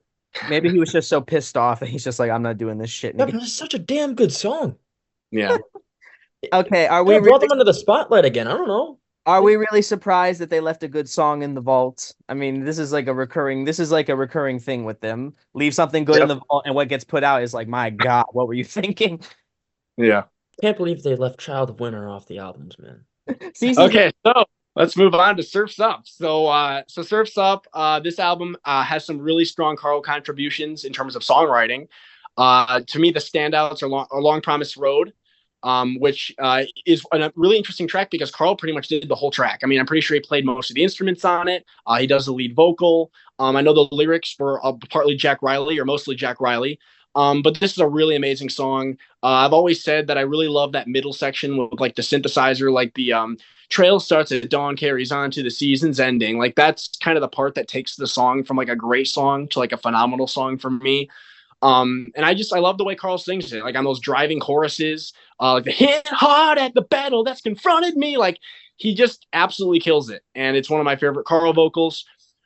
Feel Flows is a really cool kind of proggy sounding track. This is another one where like the production is really cool and Carl is responsible for a lot of it. Like the sounds of like the keyboards and the synth, and it's just a really neat sounding song. And that guitar work halfway through, I think that's Carl ripping on the guitar. That is so phenomenal. Good. Well, so he played almost all the instruments on his two songs. Yep. Yeah, he played all the instruments on Long Promised Road, and then all of them except for the woodwinds on Feel Flows. Yep. Yeah. Shows his talents as a musician at this point. I mean, just phenomenal. Yeah, I feel like he was just one of those guys that could just pick up any instrument and just go to town, and it shows on these songs. Well, most of them, at least. Most of them, yeah. Most of them, but honestly, to me, if you play that many instruments, you're golden in my book. You don't have to necessarily play everything. It's like Prince. He never played like sax or anything, but he played pretty much everything else. Yeah, and I think Carl's R&B influence was very pronounced in the 70s and 80s. And it's cool because I kind of think Long Promised Road is essentially like a kind of bluesy R&B number until that part of the song that Jake just mentioned, where it becomes this very kind of minor keyed psychedelic slow jam kind of thing. And yeah, Feel Flows is just otherworldly. And I could think of very few songs I could compare Feel Flows to, just in terms of uniqueness and creativity with the studio wizardry. Yep. And of course, we have largely Carl to thank for the reconstruction and finishing of Surf's Up, the song. Yep. Yeah, and that first section that Carl sings, like the whole like verse section to start the song. I mean, he sounds great on that. And this is, I think I mentioned this on the Hot Take episode that we did, but I actually prefer this version over the Smile version. But maybe that's just might just I didn't be know me. that was a hot take. I feel like this is the definitive version between Carl's voice and the synthesizer parts. Yeah, the other versions sound empty to me without the synth. That's how I feel too. It feels a little empty, like it wasn't complete, which it might. There's a good chance it wasn't. So it wasn't. Yeah. So Basically, I think they just had the piano part. Carl also sings my favorite lyrics in that song, "A blind class aristocracy back through the opera glass you see." I don't know why, I just really love that line. I just really, really yeah, love it. And I don't know why, I just do. But yeah, I really do like this version of Surf's Up better than the other one because like, it's more fleshed out, as you guys were saying. And I actually really think Carl did a good job with it because I honestly think my hot take, I actually think Carl was a better singer than Brian. Honestly, I really like Carl's voice better. I love Brian too, but Brian could get a little whiny at times, which Carl for me never I really. I think for me, I think like Brian in terms of like the falsetto, I do think at his peak Brian had the better falsetto, like on songs like "She Knows Me Too Well" and stuff like that. But I think in terms of a versatile voice, I really think Carl was the most versatile group Yeah. because Brian couldn't really like he could kind of do a little bit of like R&B type stuff, like on like "Here Comes the Night," like the Wild Honey version, like he kind of has like kind of the R&B vibe going. But really, Carl was the one that could really bring out that soulful, gritty vibe, and I think Brian was definitely more suited to like the ballads. So Ballads, yeah. Yeah, Oh, yeah, and also like honestly, sometimes like I think Brian's falsetto sometimes can honestly get a little whiny too. oh yeah. Well, he sounds like Mickey Mouse with a sore throat. No, like and it was really pretty, but sometimes it get a little whiny. Like I know Jake, you were saying like for you, Frankie Valli can get kind of whiny. Honestly, sometimes I feel like listening to it too much. Bugging. I knew You're Jake, nuts. I knew Riley, you were gonna disagree with that. That's why when I saw that, I couldn't believe Jake had written that out because I'm like, I know you love Frankie Valli, no, but I voice on certain songs. I just think like repeated listening, I feel like it can get kind of grating after a bit. It's nothing. You know what? That's why I like Charlotte Winter and you don't. All right. That's why. I feel like that can sometimes be the case with Brian. It just depends on the song. Just depends on the song. But like I agree. I think Brian had the better falsetto, but Carl had the more well-rounded voice. And I Carl, prefer Brian. It's just but more my style, I think.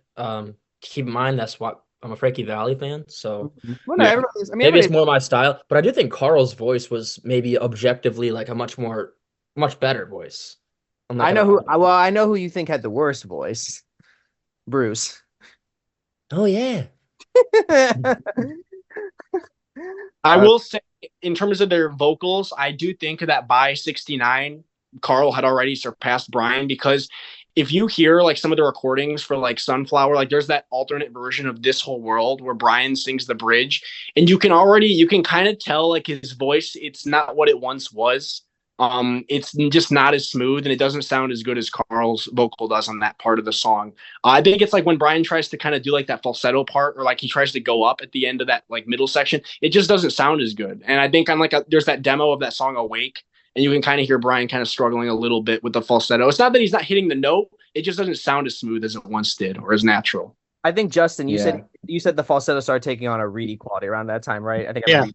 yeah, I did. Yeah, Yeah, no, I agree, and I also think Carl kept his voice in the best shape compared to the other two brothers, because like Brian, we all know what happened there, and Dennis, once this happened, the voice started getting more gruff, and then by Yeah. like the 80s, he couldn't even sing at all anymore, because I think that was after the big beating.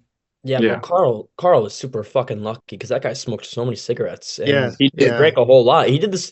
He was almost on the same diet as Brian and Dennis, No, I but mean Nat he King just Cole smoked like that's why he died, and his voice always sounded well, great. yeah. But I'm saying like unlike those two, for whatever reason, his voice didn't even it got better as he got older, and Yeah, it's that's what's crazy. It got better. Like I think he was just probably really good about the technique. I know it's crazy sometimes. Like you can sometimes do all kinds of crazy stuff, and your voice will survive. It's amazing, but he's the only one I can think of though that where that's the case where it actually got better.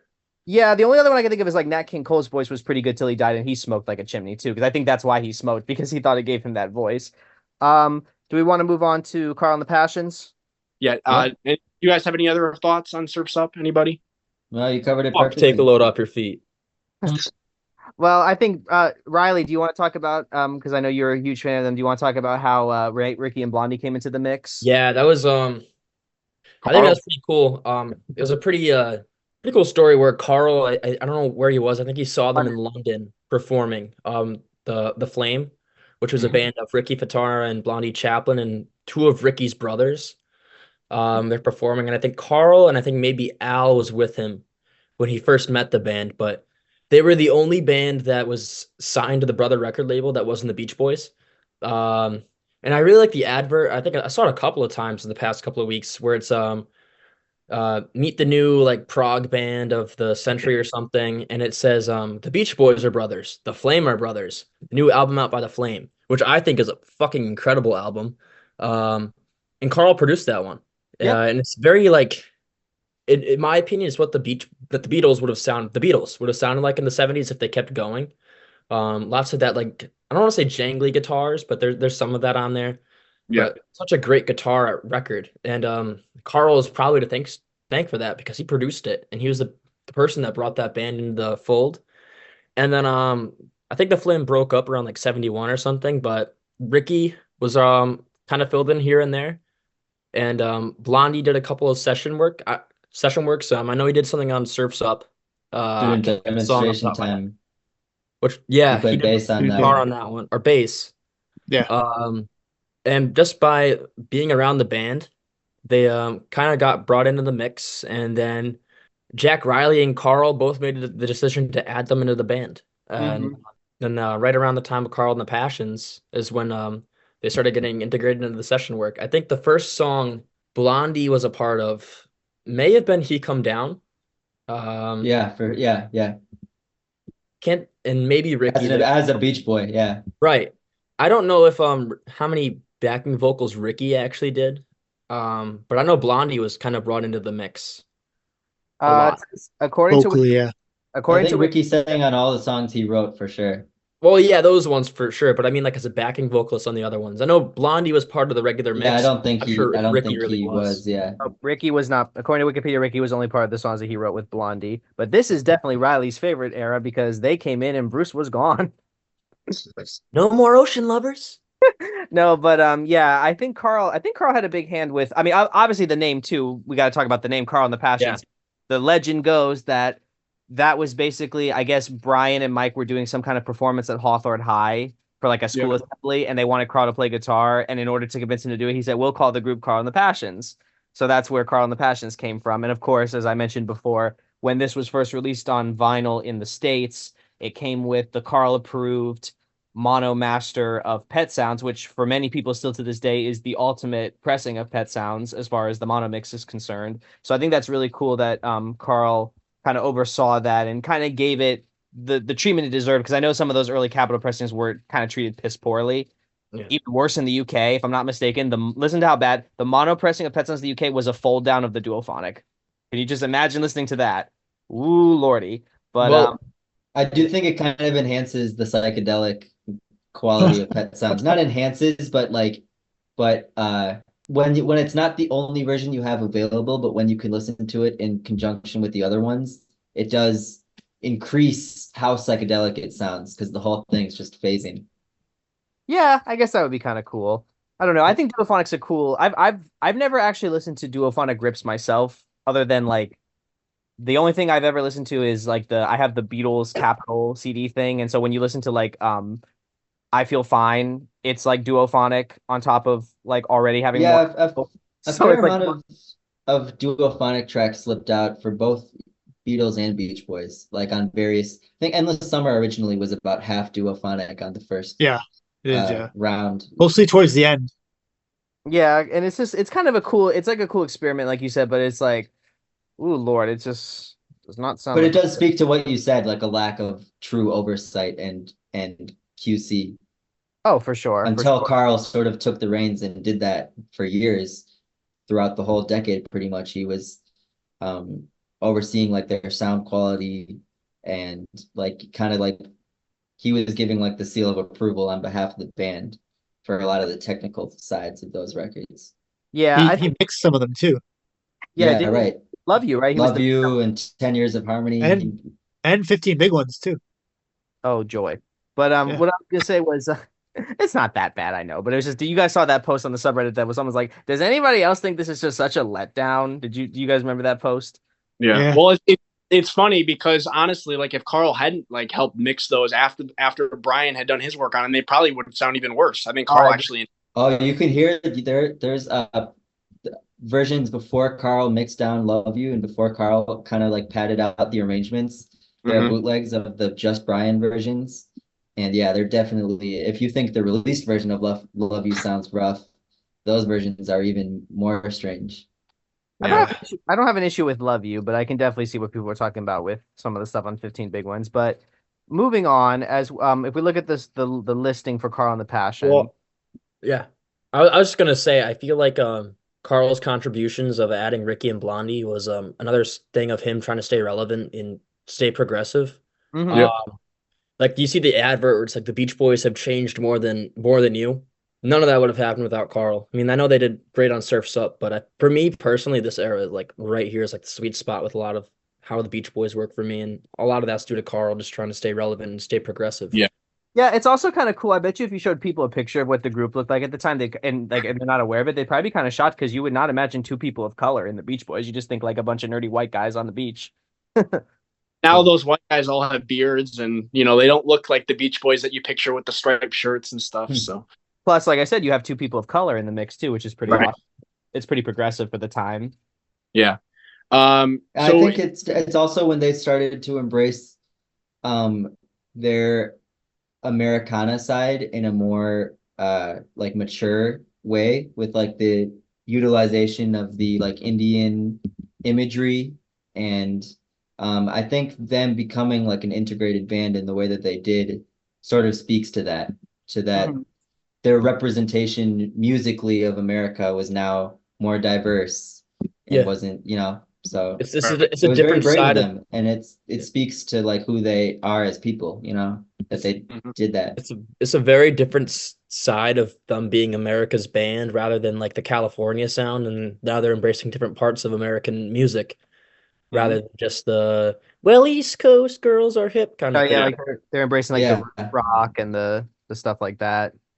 and Yep. country and folk, yeah, gospel. That's the Americana. cool thing about these two albums from this era is how eclectic they are.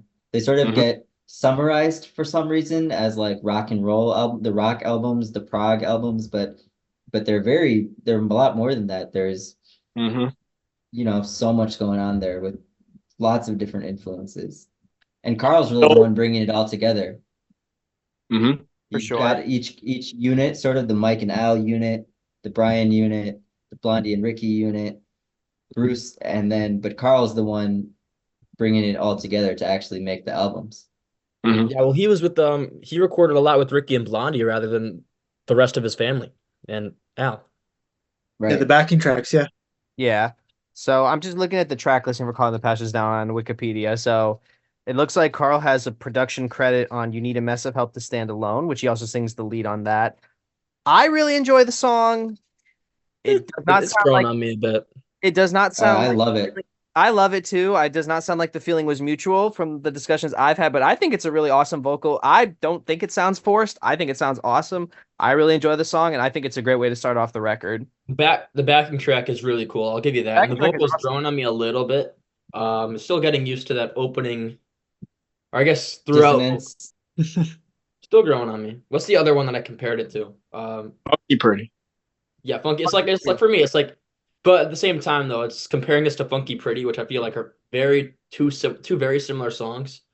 I'd rather listen to Funky Pretty than Well, any maybe other. we should stop comparing them then and just try to see how Well, they I said it's growing on me. Like, One I'll give you interesting that. thing about Mess of Help, or two interesting things. One is it's uh harmonically extremely similar to Catch a Wave, kind of reuses the one uh flat 6 7 back to one in the same way that Catch a Wave does. And uh the other thing I read about it is that Brian wrote Mess of Help about feeling like he would never be able to stand on his own apart from the Beach Boys, sort of in a similar way to McCartney writing Carry That Weight. Hmm. Brian wrote that as basically saying that he felt he couldn't stand alone. Yeah. See, that's interesting to me, Nate, because I thought I had read that this song originated with the title like "Beachers from Baltimore" or something like that. An Unless- earlier. Yeah, it did for sure. And and I thought Jack Riley wrote all the new lyrics for "You Need a Massive Help," but I didn't know that Brian maybe wrote the lyrics too.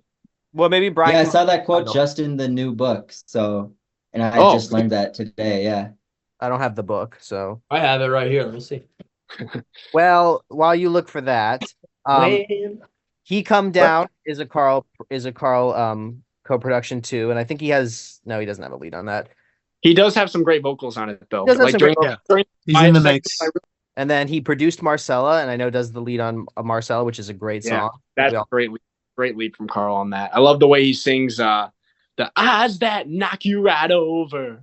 Yeah, Ooh, my. I love the interplay between him and Dennis too, with like on the vocals, like the one arm over my shoulder. I love that part.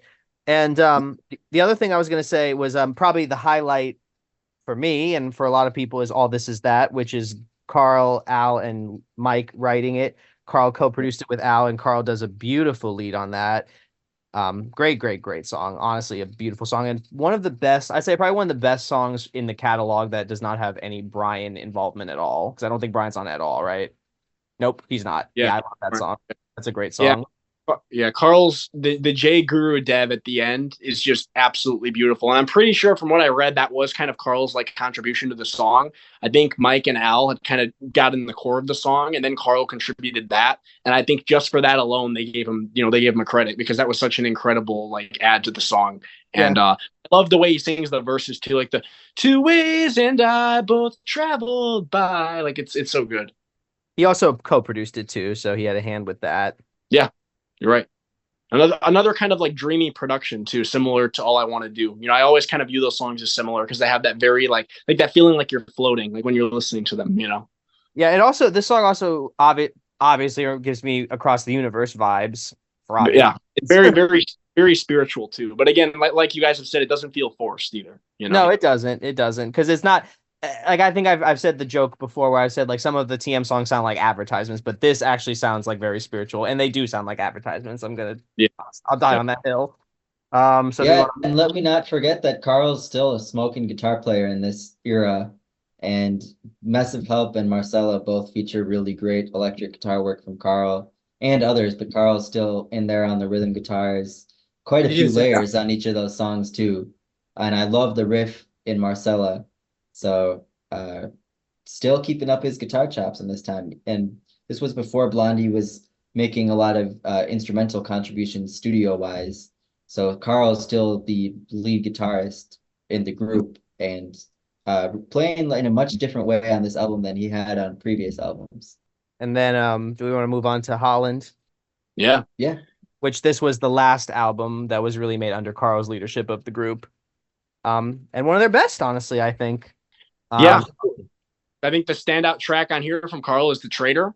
Oh, God. This is Carl and Jack Riley co-write, and this is just an incredible track. And I love that opening, like with the high from Carl's son, and then with the Traitor, and yeah, it works so well. It's a great melody, and the way Carl sings the lyrics, it's a very good lyric, as you mentioned, Matt, about Manifest Destiny, and shows the Beach Boys really going in a different direction lyrically that, like, only a few years prior, you'd never see them going, because, even at that point, the lyrics were very, very simple, kind of like love lyrics, and, not play, things like that. Not anything too deep, right? And to hear them singing about, like, a subject like that, is really interesting, and the production on this song is great too. And I know Carl played a big role in the production on this album as a whole, so it's a great track, one of my favorites. Tom Petty loved this album and that song too. So he did. I know you're a big Tom Petty fan.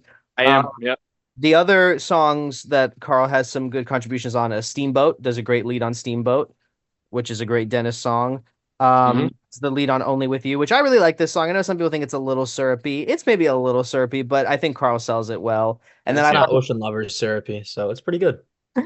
Oh God. And then Funky Pretty, of course, is a great song. And I love Carl's part too. And I love another set of lyrics that I love for some reason. I don't know why I love it. A Pisces lady loves romance. Don't know why I love it. I just love it. Yeah. Then the other thing is, I know if we're looking at the Mount Vernon and Fairway, my opinion is the best part of that whole thing, Pied Piper, I better get back in bed. Hope I see you again. That's by far the best part on the thing. So for Carl's vocal on that alone, that's why I like it. I love it when Carl, and we'll get to this later. I love it when Carl sings Genesis songs. I feel like it just some mix that works really well. The vice versa works very well too, like on Angel Come Home. Especially with just those two brothers. Yeah. Just for some reason, like specifically those two, it works super well. I think that was just the brotherly bond coming in. Them kind of like. And I'm waiting for my angel come home. But I think Carl wrote that one. I will get to it later, but I'm pretty sure he wrote that one about Annie leaving him, like when they got divorced. Yeah, you're right. Yep. No, I was gonna mention I love the lyric in Funky Pretty. A book of verse, a jug of wine. She'll always tell what's on your mind by just your birthday, place, and time. I like that lyric. I know there's some people on this podcast that are not big astrology fans, but I do think it actually I'm makes one of them, you and Riley are the other two. I'm but I like, still like the lyrics of the song no, though. I They're think very, it's, I think very fun. it makes a fun concept for a song. I'm very ambivalent about the astrology thing because I think they're written so generally Yeah. that it can apply to most people, but I do think it makes a fun song. So I that's don't mind that stuff. There's just other shit I fucking hate. And then we also can't forget in Funky Pretty where he starts singing like the city's funny, like the scene in Great Houdini, the Great meaning Priest in or Los whatever. Angeles. I love that. Yeah, that always makes me smile. I love that. Yeah, but that I think that as far as like this being the last album really that Carl was like leading the band, I think it's a great one to go out on because it really is a great record. There's well, so And I'd argue this era more so goes off on In Concert. yeah, That sort I of know we're gonna pivot to. I was looking at it from a Yep. studio perspective, but yes, you are right. We're gonna talk about In Concert next.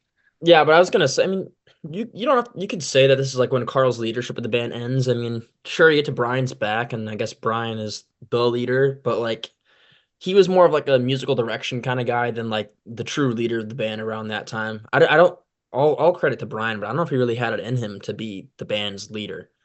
And I feel like when you do that get was when you get to like LA, Keeping the Summer Alive, 85, and even that like later Carl's- 80s, it's you could still Yeah. kind of view Carl as the leader of the band. Yeah. He is, yeah. yeah, 100%.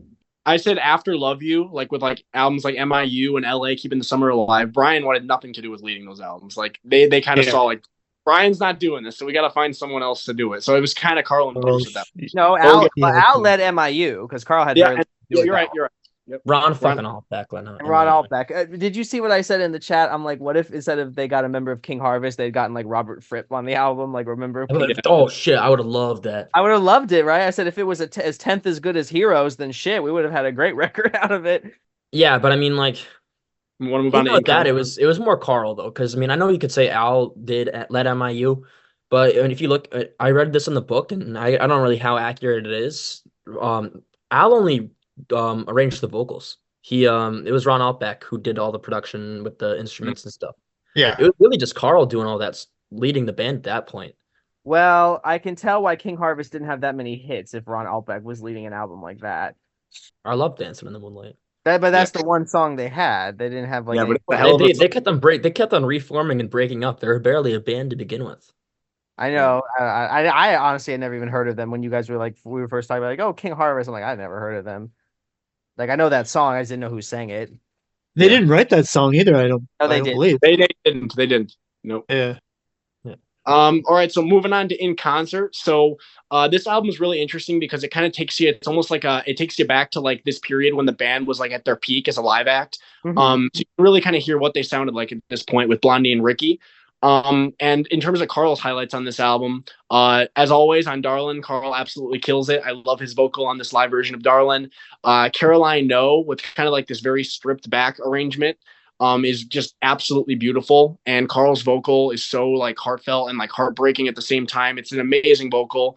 I love the way his voice kind of like cracks at that one point. It's very like emotive. Like it works really well. I don't think he intended that, but I think it works really well.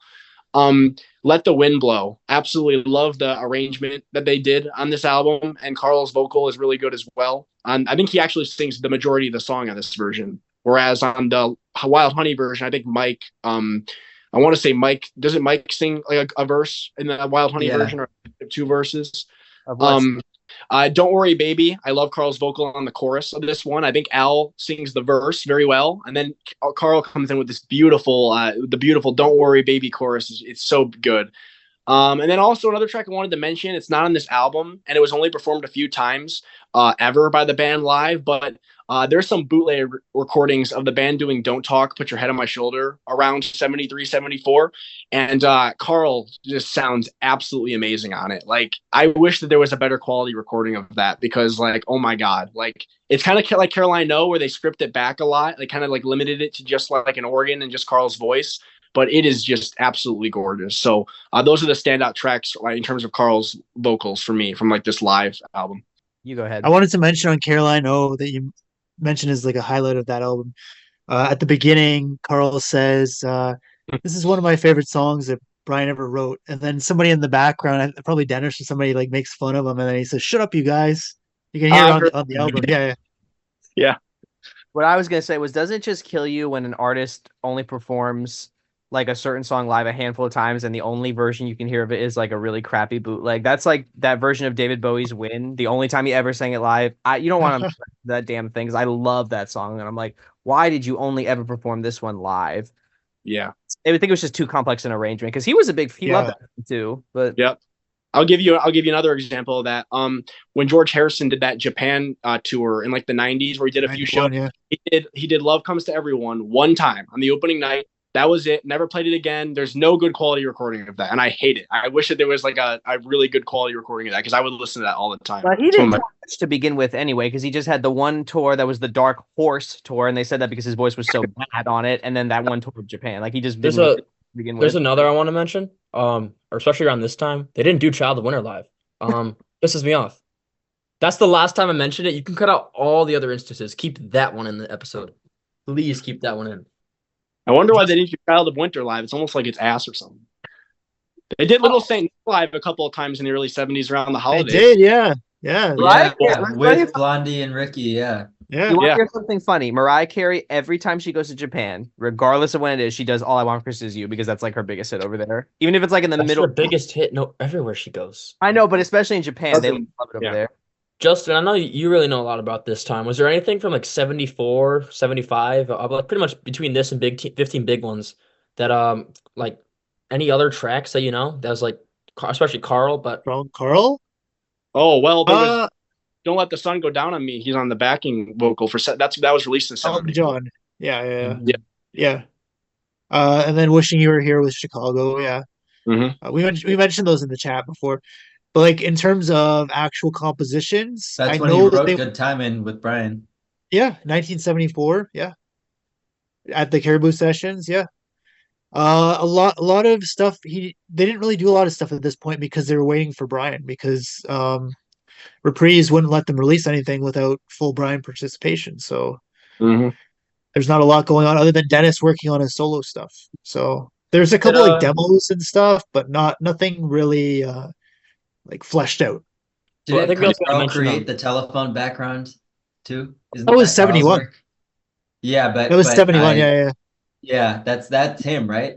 It's hard Yeah, to it tell, is, yeah, of yeah. course, but yeah. who so I mean Jack Riley left around this time because of slew of reasons. Yep. Who was responsible for getting James Garcia though? Probably Carl. Probably Carl. He probably just from like knowing a lot of different people in the industry. Because this Yeah. was like around the time of the Beach Chicago, Beach you go. Boys in Chicago Ichigo, tour. yeah. I know that was a big part of what kind of brought back the hype. I don't know how much influence Carl had on Endless Summer. That was mostly a More like mic. a mic thing. Yeah, he wasn't really involved with that as far as I know. What how do you think he thought of that though? Like Endless Summer being the shit back in the day. Well, I I think they were all thrilled for the most part because Yeah, it They really were- revitalized their career yeah. and probably paid off any bills they needed to be paid at the time. Yeah, because Holland cost a fucking fortune. Yes. Yeah. They made a I lot think of. they were also kind of burnt out too because they had already recorded Holland and Carl and the Passions within that year. And they were touring that year too. So it was like pretty intense work, you know?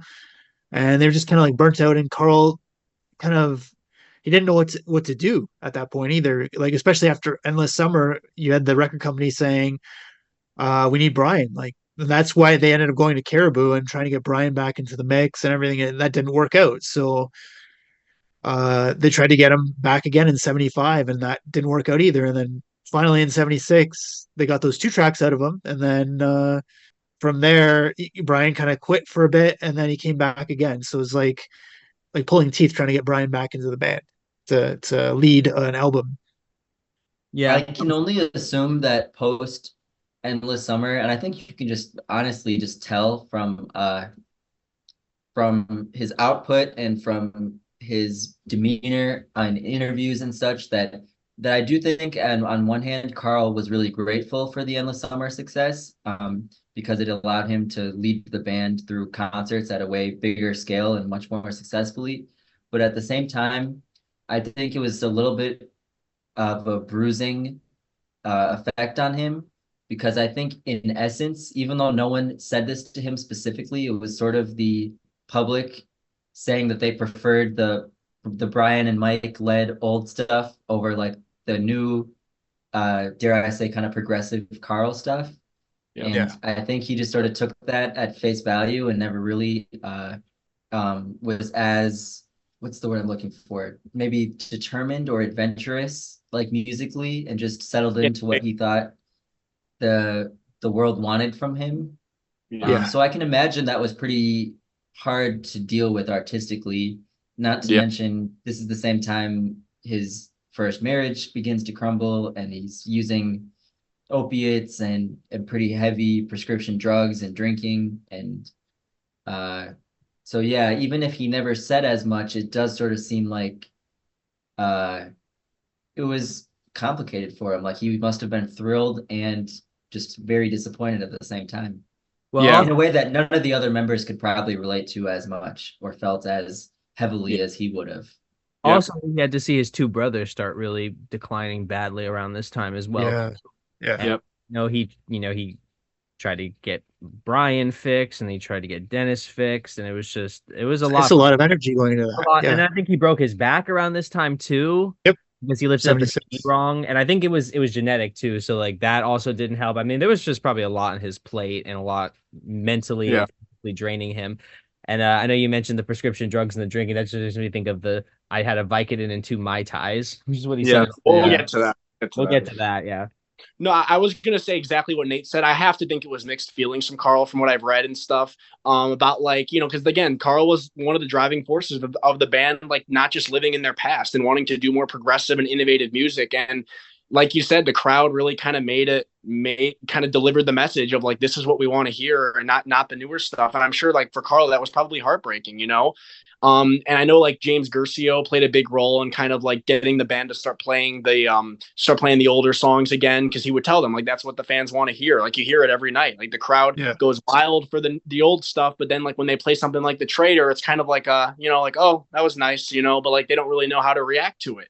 So I'm sure that was really frustrating. And I know, Ricky Fataar departed the band in 74 as well. And that Chicago tour, I know that was a huge deal for them. Like they sold a ton of tickets and they made a lot of money off of it. But if you look at the set lists, they were pretty much just hits only, like pretty much summer only, with a couple of exceptions, because there was one set list they did, Take a Load Off Your Feet, Riley, which I thought was baffling, to be like, that's the deep track that you pull out. But just had to mention that. But it's you can definitely tell at this point they start to really transition the set list, where it's like we're starting to drop a lot of the newer, more progressive stuff and starting to lean more into like the hits. So also in 1974, Rolling Stone, the readers of Rolling Stone magazine voted them Band of the Year, which is pretty cool. That was after the whole Endless Summer thing, but I think that also kind of that solidified them kind of essentially becoming the old. And like they weren't voting for them for the new material. They were voting for it for, oh wow, they like this band plays the old material so well. Like they weren't voting for it because of Funky Pretty. Nobody bought the new shit. The only Beach Boys release in 74 was Child of Winter. Being dead serious, not bringing that up as a joke. That's the only release they had. But if you look at it, that's perfect timing for the band. Like 74, it was a pretty weak year for the big time artists. The only thing I can really think of is Diamond Dogs from Bowie. That's huge, and I think Queen album. But like the juggernauts at the time, Led Zeppelin, nothing released. Just the Beatles aren't around anymore. Whatever gets you through the night. Well, yeah, but you know what I mean. I mean, that was number one album actually. But and Pink Floyd, I mean, Dark Side of the Moon was the year before. There's not really many big hitters releasing much this year. It's perfect timing for the Beach Boys to capitalize on the old stuff. And The only thing I'm just going on acclaimed music to see like what some of the most acclaimed music albums were. There was Bob Marley and the Wailers, Natty Dread, Joni Mitchell's Court and Spark, but none of that was. I'm thinking of like big time, like Juggernauts. Well, like they've been around a long time. Yeah. Well, Bob Marley wasn't big enough for you. He wasn't really. Was he huge with the white American crowd of? Eventually, yes, but not until eventually. But in eventually, 74? you're right. Not 74 though. No, not in 74, but by the 80s when the Legend thing came out, yes, big time. Well, yeah, but I mean, like this period, this point in time, the Juggernauts were Zeppelin, Floyd. Maybe Even like Bowie wasn't that big in America. He was bigger in the UK. Right. No, you're right. You're right. I don't disagree. And even like Wings wasn't at their peak yet. That would be like 76 when Wings was really like. Yeah. Yeah, no, you're right. I get what you're saying because I think in '74 the really big stuff was like more of that soft rock pop stuff. Yeah. Yeah, but is Captain and Tennille selling out Captain stadiums? and Tennille kind of stuff. John, Yeah. a really big hit in '74. I honestly love you. Wasn't that '74? Are they selling out stadiums like the Beach Boys? No, I get what you're saying. I'm just Yeah, saying. it was ideal timing, and it was honestly I couldn't see them getting the same level of success if they did this in 72 or if they did this Yeah. in 71, 73, and any other year. I couldn't really see This it. this is the first time they started playing stadiums too. Like Right. it's pretty insane when you think about that. Well, They've also, been a band for what, like 12 years at this point, 13 years? And already went past their peak of success. to be Yeah. fair, a lot of groups didn't start playing stadiums until the '70s anyway because the technology wasn't that good in the '60s to play stadiums because we saw when the Yeah. Beatles tried to play stadiums, it didn't work. It wasn't Yeah. until Yeah. powerful amps came along and then you could play stadiums. Yeah. Another one, the Who didn't really release anything this year. Quadrophenia was 73, and this was already past 73. Connects and stuff. So Odds and Sods was 75 or 74? no, that was 74, but it's odds and sods. That was It's a old compilation stuff, yeah. of like When did outtakes and Born to shit. Run come out? That was 70. That was 75. Which That was one? 75. Born to Run. That was huge. I know. That was Timing for the band. That was 75. Yeah, was Born to Run. and obviously you had like American Graffiti coming out too. That played a role as well and getting the nostalgia craze kind of Yeah. going. We know Huh. what caused a lot of that nostalgia phase too, right? Watergate and the resignation Yeah. of Richard Nixon, which was going on in '74. That caused a lot of people to kind of look back when It we was better before, yeah. better Yeah. days. Exactly. Like I think they said that after Watergate, people didn't trust the U.S. government anymore ever again. But in the '60s, people saw the government as very like they respected the government, like, especially the days Yeah. of a lot and Kennedy and all that. Yeah. All right. So if we want to kind of move on now to as we start to enter kind of this Brian's back era. So in '76, so obviously 15 Big Ones comes out. And this is kind of along with the big tour that they were doing with Brian back in the band, not for all the shows, but they started to reincorporate him back into the live act as well. And I know Carl was kind of against the idea of doing the covers on this album. I know he wanted to do more new material and less of like the oldies, which I know Brian really wanted to do.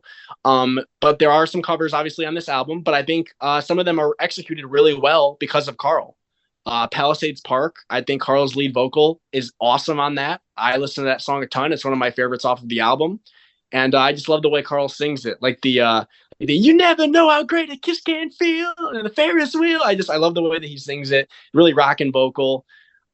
Just Once in My Life. I love Carl's parts on that as well. Like the I can't give you the world because I work hard for you, girl. I love the way that he sings it. Like it's so emotive and moving. And obviously Brian's vocal on that is really moving as well. And then Talk to Me as well. I know he sounds a little drunk on that one. Yeah. Talk to me. Talk to me. But it's a good vocal. Had to phone you. His part had to phone you. Feels so good when you call on the line. Like he sells that line. Baby, don't leave me. Don't say you won't leave me. That's probably that or Palisades Park for me is probably his best vocal contribution on 15 Big Ones. Palisades Park is so good. Palisades Park goes really hard. I don't know why, but it does. I know. And I saw some people complain because like it's slowed down from the original. Sorry, I think the original is too fast. I think it needs to actually be slowed down a little bit. The original is like last night I took a walk in the dark. The issue I have with the original, honestly, I don't mind the tempo. I just think like that kind of like it kind of gets annoying after a while. That's the issue I have with the original, but I don't have an issue with the tempo. Yeah. I just haven't. It's kind of like I don't mind it. Like I can listen to it on occasion, but if I were to listen to that on repeat, I'd get sick of it after a while. Yeah. Just because like it's like that, like I know it's supposed to be like at a carnival, but it kind of is a little grating after a while. That's the main issue I have. Also, fun fact, that was written by Chuck Barris, who later would go on to host the Gong Show, and Newlywed Game as well too. So gave us some in television later on, and also claimed to be an assassin for the CIA, but that was all made up. Great movie though, by the way, Confessions of a Dangerous Mind. I highly recommend it. Run, run, run, and now the rides are running.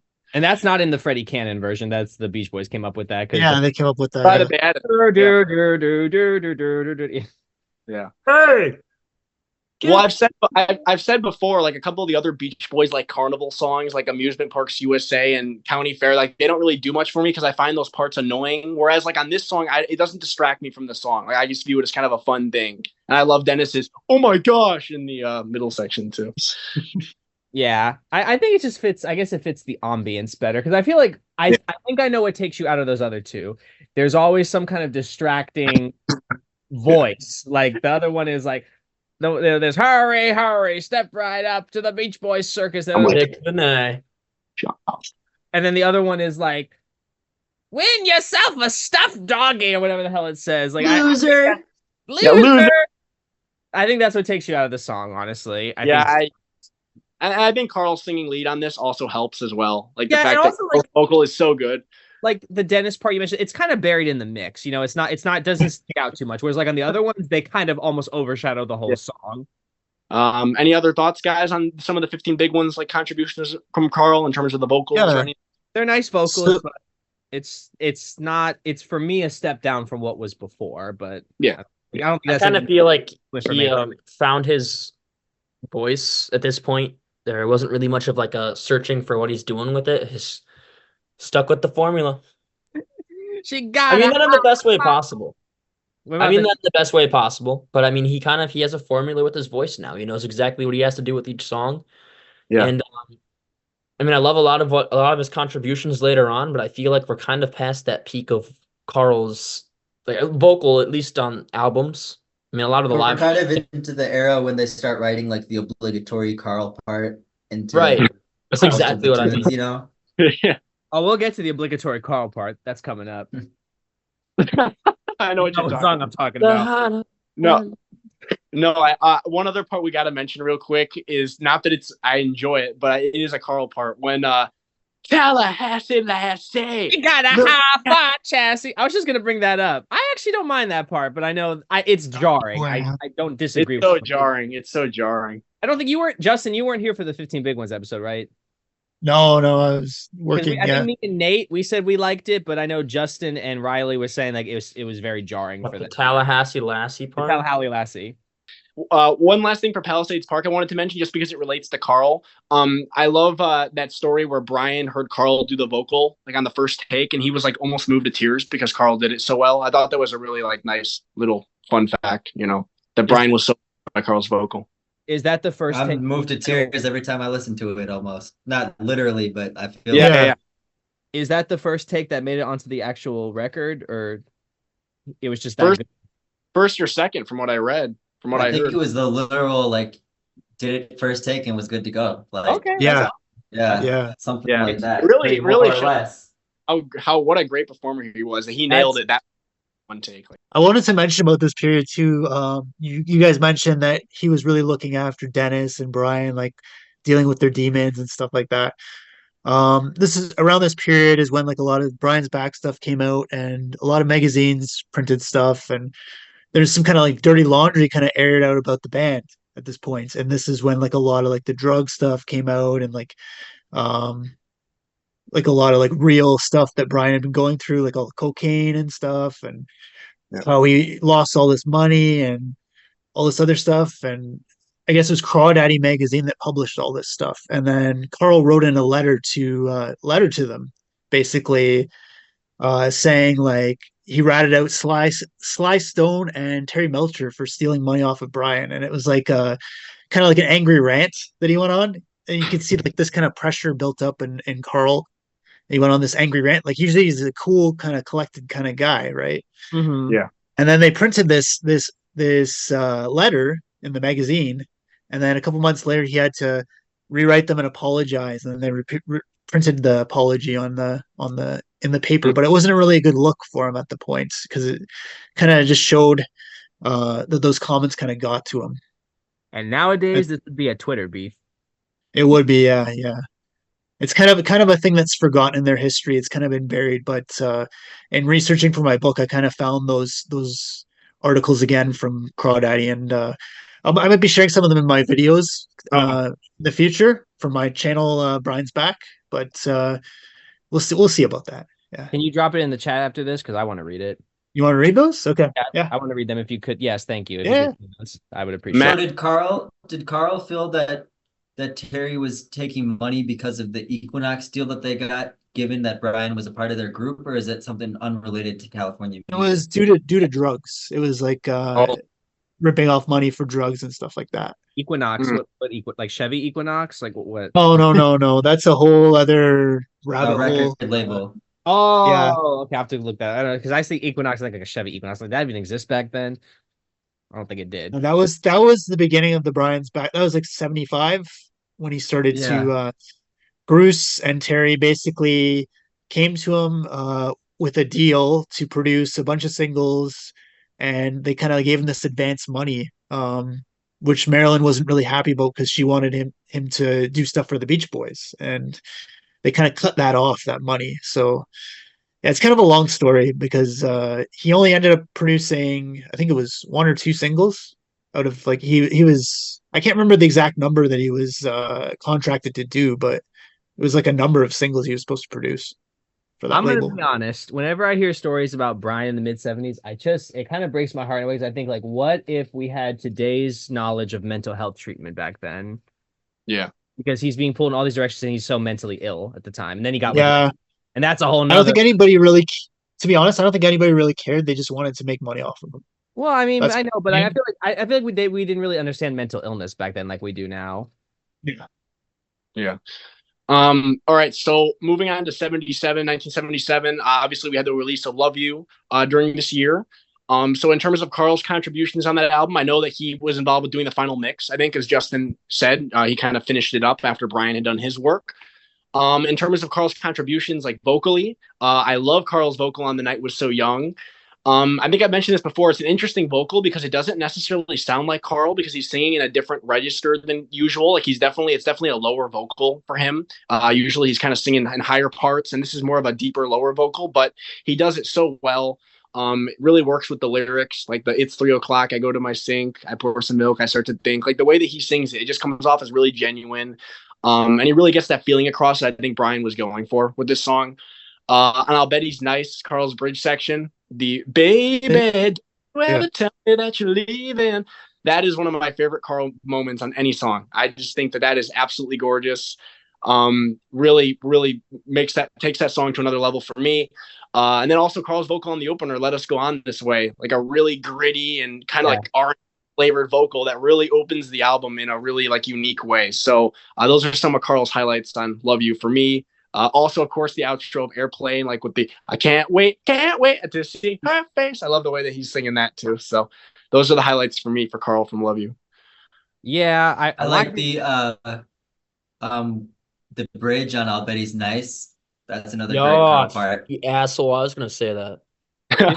Didn't we already mention that in the first place?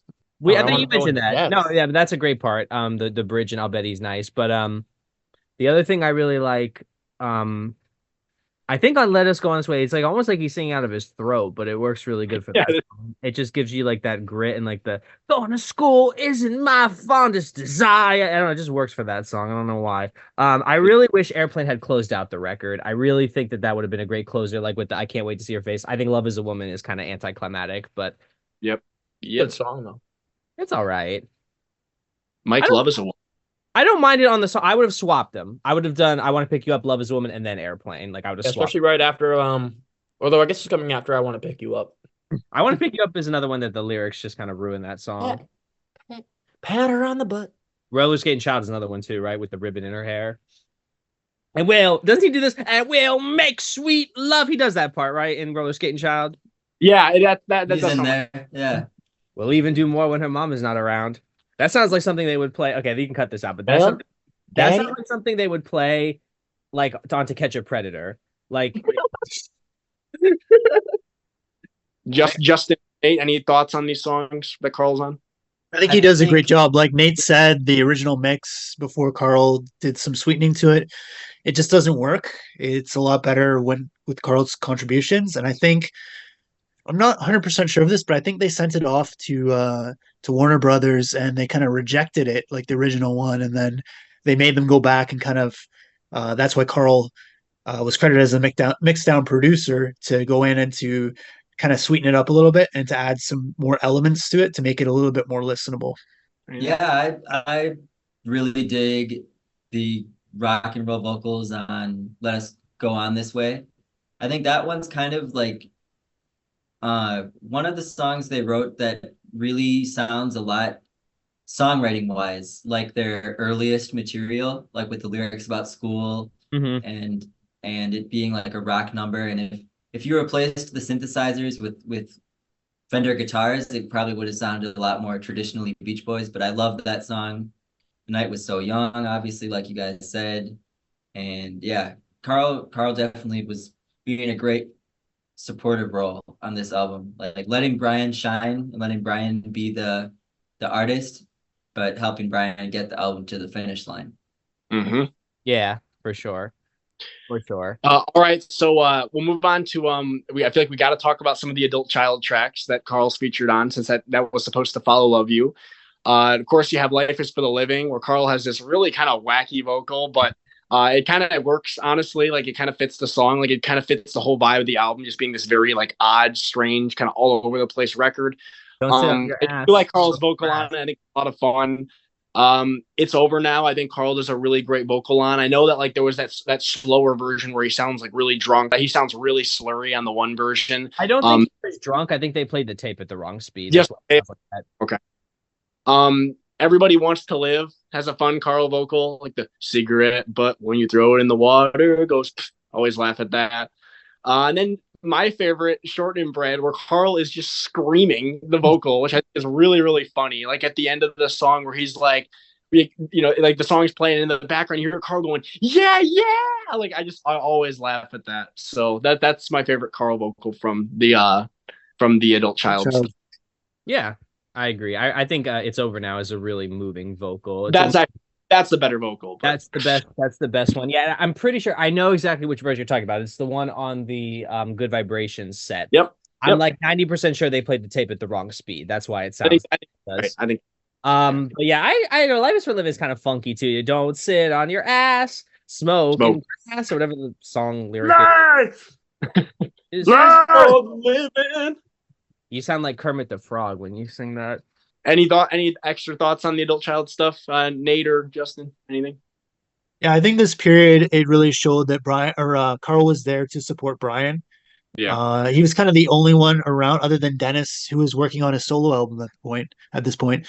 And not to mention, this is the period where they also appeared at the Grammy Awards together, the three Wilson brothers.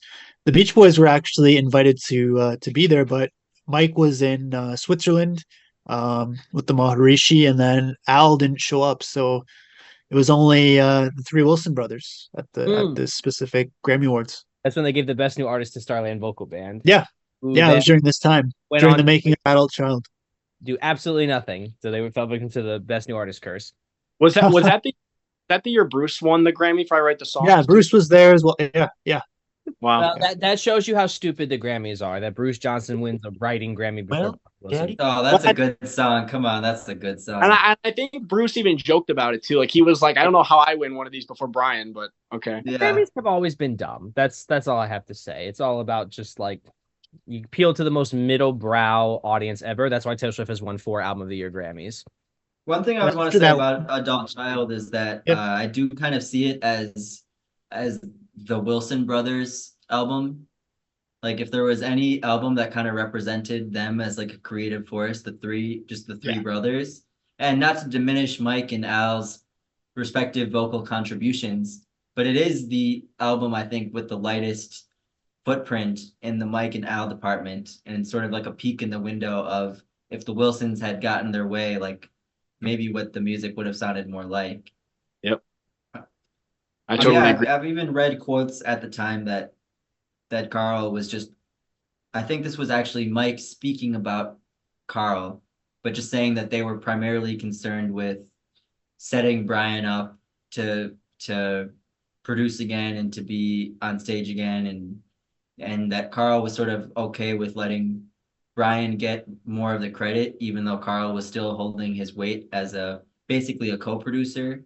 And so, yeah, I think it was coincidentally also the time that he was like at this Adult Child MIU era is when he was sort of at the height of his substance problems. Yeah. So I think that's another reason why he's more of a supporting role again instead of a leader, is because he was a little preoccupied. But yeah, I think him seeing what his brothers were starting to go through and like these serious effects that their lifestyle were having on his brothers sort of woke up Carl before it was too late. Not to mention the issues that would happen later too with the band between the two different factions, right? With the tarmac incident. That was kind of Yeah. like the catalyst that happened right after this. So they really had to stick together, the three brothers. Yep. Right. So in 1978, MIU comes out, MIU album, and this is kind of where the band is at like their most like in terms of like turmoil and fighting. Like the band's really a mess at this point. Yeah. Not Yeah. Carl with this album. I know that he was involved like a little bit, but really it was Sweet Sunday Kind of Love was really his one big moment on this album where he sings the lead. I think it's a great song, and I think it's a great vocal from Carl, even if it does sound a little like under the influence, like a little slurry at times. But I do think it's a really nice vocal, very sweet song. That's pretty much all for MIU though. No, you're forgetting. Well, turn into time to turn into a girl. Yes, yes. Which again, it's like great vocal. I'm glad he's singing it so well. Like it sounds really good, but I just wish the lyric was not that. But That's the obligatory Carl part. But that was recorded in '76, though. No, I know that was also an adult child, and they got rid of the spoken word, which was a good thing because I'm gonna teach you to kiss. that's the obligatory Carl part we were talking about earlier. oh, that's not the part I was thinking of. I don't know what you were thinking of, but I guess we'll get. I was thinking of Kokomo when I said it. Oh, No, Kokomo is great too. I was thinking of, and we sang God Bless America. Oh God. Yeah, but it's just like they almost like at a certain point started writing sections in most of their songs to feature like a few seconds of Carl's voice. Yeah, because Carl was not really super involved in it with MIU because he was. Yep. I think this is when he started kind of spiraling because '78 was the same year as the infamous Australia tour. Yep. With the really, really, really drunk performance of Goodbye. Yeah. I just recently watched the like clips from that press conference where like the reporters were like he was kind of talking to reporters. They were really grilling him during that. Like They were. That's Australian. Very uncomfortable situation. Australia is famous. Australia and the UK, the press is known brutal. All right, so we'll move on to 1979, which saw the release of the LA Light album, which was their first record with CBS. So this album, I know it's kind of been compared to like some of their previous group efforts because like you have a lot of songwriting contributions on here. You have songs from Carl with Full Sail and Angel Come Home, which he wrote. Also Going South. You also have contributions from Dennis with like Baby Blue, contribution from Mike, Sumahama. So a lot of different group efforts. In terms of Carl's work, I really love Full Sail. I think it's a really pretty song and a really pretty vocal from Carl. I've kind of interpreted the lyrics like Carl had just gone through one of the worst periods of his life in terms of like his relationship and his marriage falling apart and the substance abuse and just kind of a really messy period. And I kind of view this song, like especially lyrically, kind of about like moving forward and getting through like that really tumultuous period in his life. So that's really helped me connect with this song more. And I think it's a really moving song and a really nice vocal from Carl. Also, Angel Come Home is a really solid Carl effort as well. He wrote it and Dennis sings it. I wouldn't say it's one of my favorite tracks on the album. It's still growing on me, but I know a lot of people really love it. I do really like Dennis's vocal on it. It's a very soulful vocal, and it really sells the song. And then Going South, I know on our first episode we ever did of this podcast, or the second episode, I was really hard on it. I think I called it like a really boring song. It's honestly grown on me, though. I do like it now. I like it enough to like come back to it. I kind of has that same vibe as Full Sail, where like it's almost like a very like a peaceful sound after a very like rough period in Carl's life. So for that reason, I can kind of connect with it as well.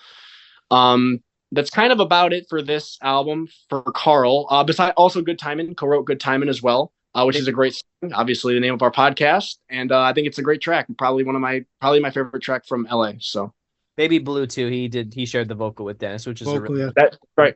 That's right. I think of LA as basically the Carl and Bruce album, because the other members are only very sparingly on these tracks, and Carl and Bruce are the only ones that are on every single song. And a lot of the songs are just Carl and Bruce stacking up all the harmonies, just the two of them. And so it really gives the album like a unique sound. Because I think even though Bruce was the credited producer, I think Bruce and Carl were working definitely as a team on LA. Yeah. Because I have the a other lot guys, of Mike was working on his solo albums, Dennis was working on his solo album, and Brian, was going through some challenges. So it was really Carl and Bruce uh, bringing the album to the finish line. Bobby I have Figueroa's in the harmony stack on Good Timin' too. To Yeah, mention. yeah. I have a lot of thoughts on this album that I want to share for next week, especially because I feel like that's gonna be a special episode for me.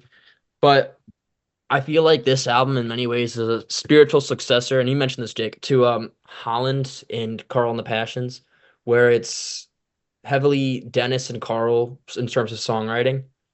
And it's just such a group effort, but the sound too. I mean, Holland is more like Americana folksy, but I feel like in many ways it's similar to it. It's more yacht rock than I guess Americana.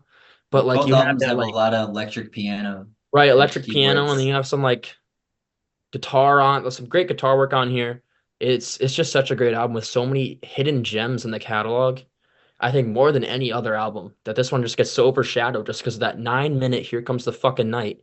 Um, but I think the Carl compositions are the strongest ones on here, next to Dennis's Love Surrounds Me and Baby Blue.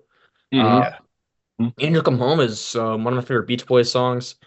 Going South and Full Sail are also both beautiful songs. And pretty much all my favorite tracks on here were co-written by Jeffrey Cushing Murray, Mm-hmm. which I think is a pretty neat coincidence because I didn't know that for the longest time. And it shows that this is their yacht rock album, and I think it absolutely rocks because of Carl. Yeah, it's got some great cuts on it, and I really do love Angel Come Home. I think that just recently won the Reddit poll for the best song You on. did. That Oh shocked yeah, me. dude. And I think it's a good song, but that actually really surprised me. Yeah, I think it's a good song. I was just surprised. I choose it as the best, but that's just my opinion. But I would too. some critic called it the most beautifully textured and exquisitely pain-racked white soul music ever made.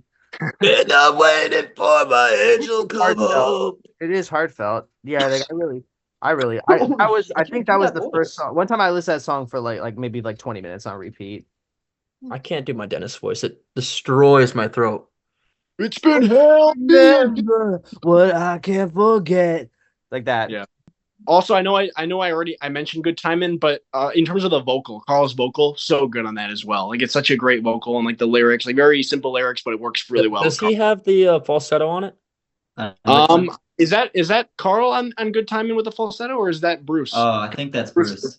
Most Bruce? likely Bruce, yeah. Oh, he just ruined the song for me. You need to get over your Bruce hatred, Riley. I love Disney Girls and I love Deirdre, but not much else. Well, It's just- I mean, if you love the Light album so much, Bruce is to thank for that. He's the one that Yeah. finished it. Damn None of right. the other band members were interested.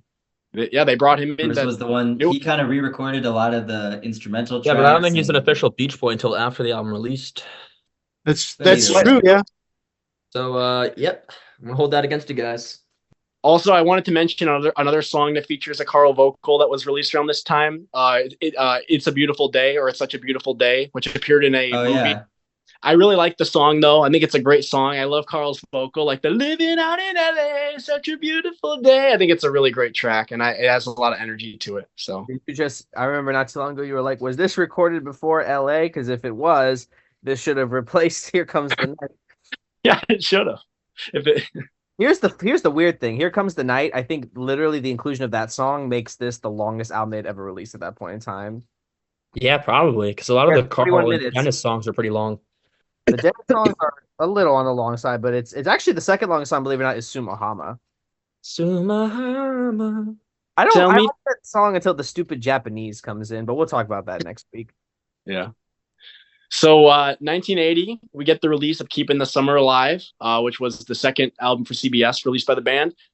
So this one has a lot of Carl all over it. I know that Carl played a big role in the production of this album, which in this case, I think is actually kind of an unfortunate thing because from what I've read and heard, Carl actually kind of toned back a lot of these songs. Like some of these songs, like Keeping the Summer Alive, could have really rocked, but I think Carl didn't really want them to. I think he kind of wanted them to sound a little more like mellow, or I don't know, but I've just read that Carl kind of was responsible for some of the changes that were made in the production on this album.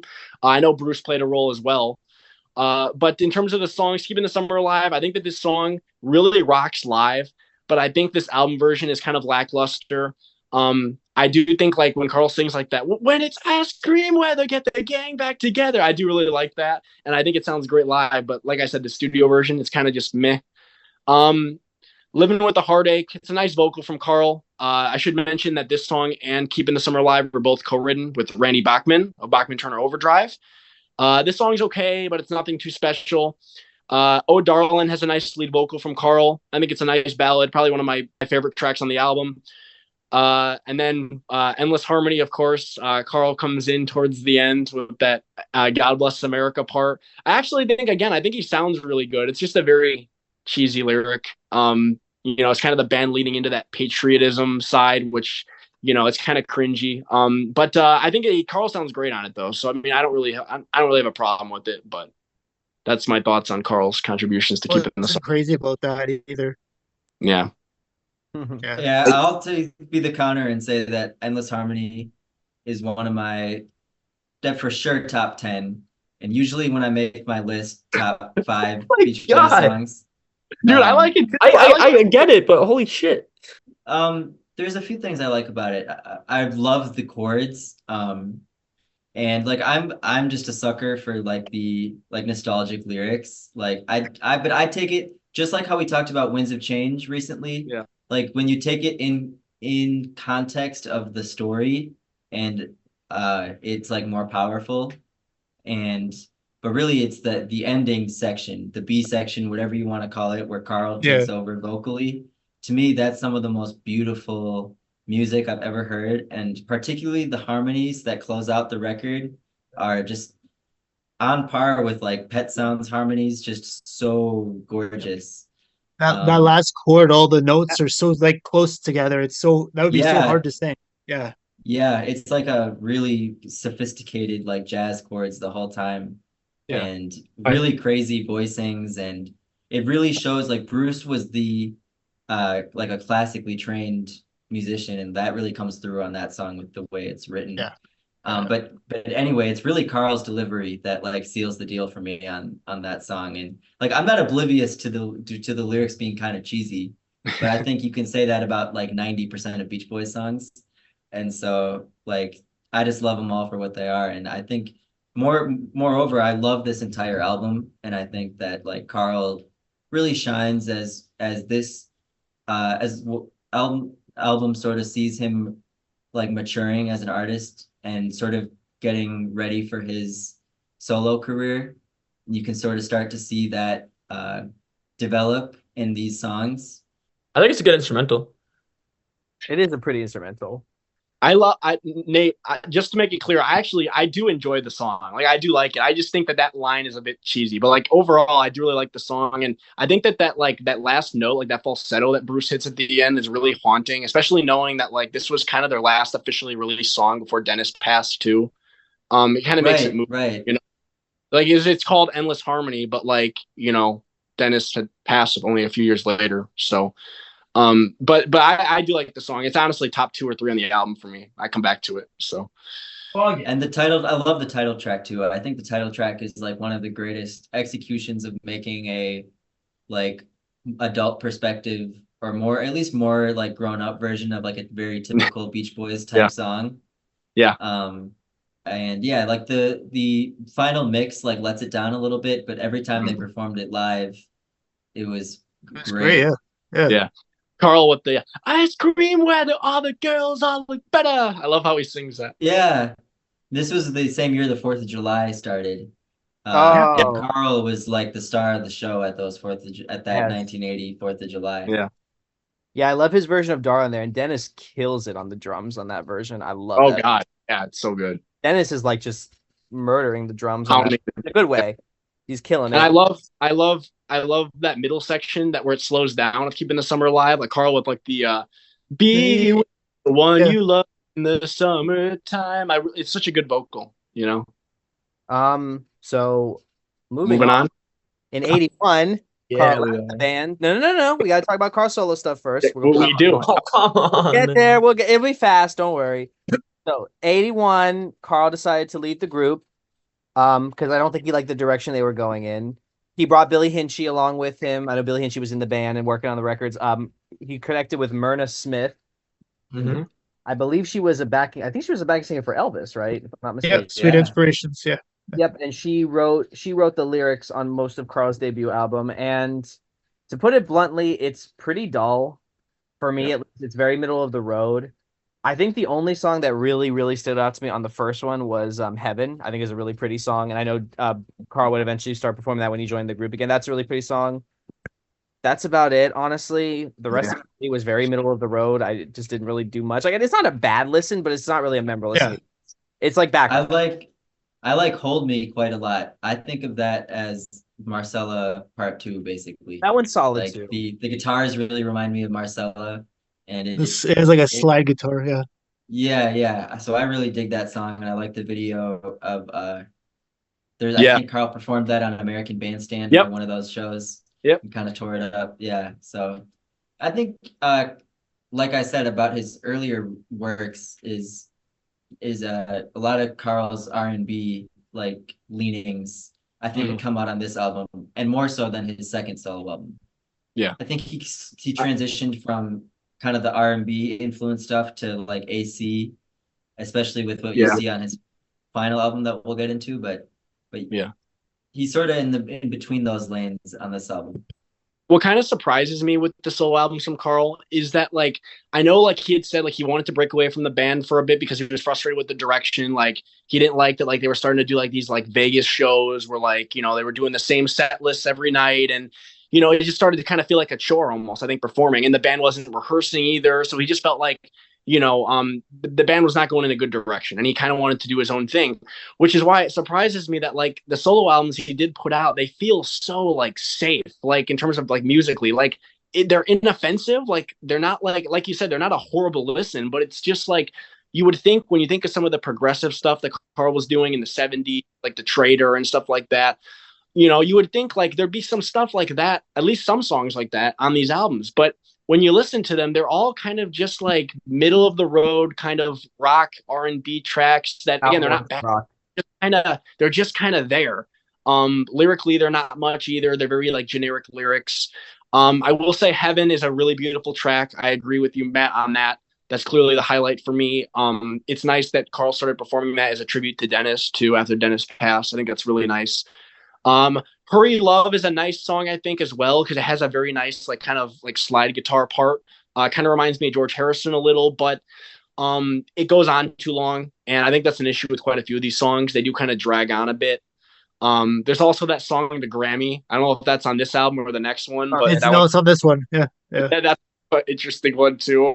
Yeah, I mean, he called out the Grammys decades before everybody else did, so I got to give him props for that. He talked really Yeah. It's more interesting lyrically than it is musically. But yeah, that's about it for that album. And then the second one has it has What You Do to Me, which is a banger. Yeah. Besides that, that's about it on that one for me. So I like Rockin' All Over the World. I like it live. I like Oh wait, no, performance that's of it live, but oh yeah. That's on Youngblood. Yeah, it is. Yeah. yeah. Yep. I think Youngblood's a little bit of a step up. I feel like the quality's a bit higher, but it's still pretty boring as a whole. Yeah. Looking at it though, I do like Giving You Up, and I think Time's pretty solid. But What You Do to Me is the clear standout, and but the rest Didn't is Jeff Baxter produce the latter one? Yeah, he did from the Dewey Brothers and Steely Dan. Yeah. Yeah. Steely Dan. Okay. I like one song that you guys didn't mention was One More Night Alone, written by Billy Hinchy. I really like that. It's kind of a ballad. I think it's really a pretty song. One thing I also like from this time, even though it was recorded probably I think the year before, and it might be definitely one of my favorite Carl vocals, is the Dennis song "It's Not Too Late" from the Bamboo Sessions. Carl's vocal on that like makes me really emotional when I hear it. It's so pretty. That's so moving. I'm so happy you brought that up, Nate, because I totally forgot about that. Yeah, like the no, won't be long. It's such a moving vocal. I love Yeah. Speaking of Carl's contributions to Dennis, while we're on the topic, I love some of his contributions to Pacific Ocean Blue as well. I know he co-wrote River Song. River Song, yeah. And he's on that too. I think he did the backing vocals for Rainbows, and he co-wrote that one as well too, which I love. I adore that song. That is one of my favorite songs on the record. Yep. And he plays some guitar on it too. So yeah, you know, Carl supported Dennis a lot through the making of Pacific Ocean Blue. There's actually a pretty funny picture of him wearing the shirt of like Dennis like this, and he's like making fun of him. But I know Carl really did support him a lot through the making of Yeah. Pacific Ocean Blue, because they recorded that at Brother Studio, right? Which was their At studio. Brother Studio, yeah. And to tie it back to his solo albums, I just think that Carl was at his best being a supporter, like not to diminish his own artistic uh integrity or whatever, but whether he was being a supporter of Brian or Mike or whoever or his band, his brothers, however you want to look at it, like that was when he thrived, like bringing a song like Cool Cool Water to the finish line or stuff as far back as Wild Honey and all those songs instead There's of a being there's the a lot of sole artists. generator of the music. Yeah. There's a lot of artists who work better as collaborators or who need help rather than just Yeah. doing it on their own. Yeah, It- Yeah, Well, like it's hard. Ringo. It's And hard. there's nothing Yeah. wrong with that. Yeah. Yeah. And like Mick It's- Jagger. The Beatles, John and Paul worked a lot Oh. better together than they did Well, apart. I was thinking of someone who like maybe didn't necessarily see a lot of success as a solo artist, because like say like Paul McCartney and John Lennon obviously had huge success as solo Oh, artists. would they have had that success if it weren't for the Beatles? Well, no, but that's not the point. I'm just saying I'm like, saying the Beatles were the biggest band in the world. of course. Period. And of course they're going to be massive successes on their own. Like maybe sure the songs are great, but I don't know if they would have had the same press or Well, the I same. was just thinking like Yeah. some groups when they break up and people try to go solo, it doesn't work out. Yeah. well, the Beach Boys, it's interesting that the Beach Boys are like the American equivalent to the Beatles, yet none of them have had at least chart success as solo artists. Well, actually, Carl, Yeah. What You Do to Me, Yeah. I think was charted actually as a single. Didn't Love and Mercy chart? It might have on the Could low be. side. Probably retrospectively, I'm sure it's been listened to a hell of a lot of times. Yeah, I'm looking it up right now.